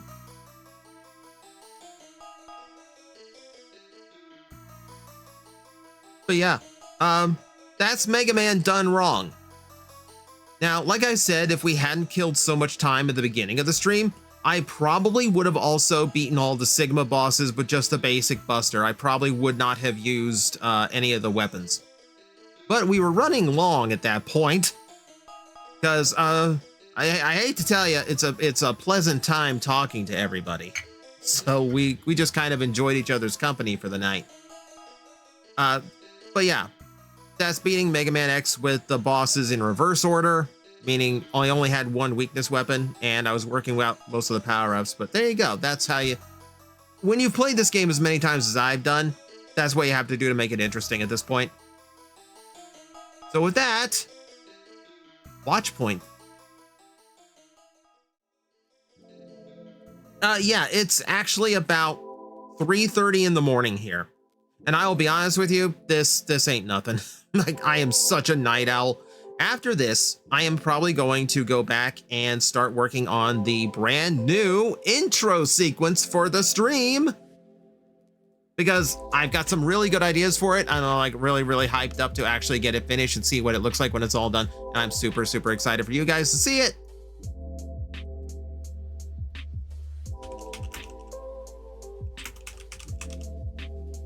Okay, so thank you everyone for coming in. I hope you enjoyed the late night chat. I hope you enjoyed the nice chill vibes, the deep lore, and me being way too much of a geek over this game that I love. So with that said, I'm gonna drop you off somewhere. So if you do mind, please stick around for a hype train. We're gonna go, let's see. I think I already know who I'm raiding because I've never had a chance to raid him because he's usually not on Saturday nights, but Faust is doing a reverse subathon where he's trying to get the timer to go down as fast as possible. So we are going to raid into Faust now. Buddy of mine, show him some love, show him some support. Also, I'm going to warn you, he's got a whole gag when someone comes into to raid for the first time. Raid message, shooting stars incoming. Hopefully with some emotes soon that go along with that. All right, but thank you guys for coming by. Thank you for hanging out for the night. So Monday, I'm going to be back to doing like the usual routine. I think we're pretty set in on Outer Worlds, Mario RPG, and now Sonic Shadow Generations. I think that's going to be locked in until games start getting beaten. So I hope everyone's looking forward to that because those games have been a lot of fun to play through so far.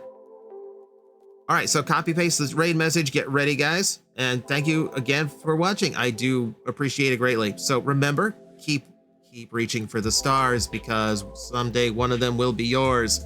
It's his tagline, it's Magnetar's tagline, but I still like it. So thank you everyone. Goodbye. Good night, everybody.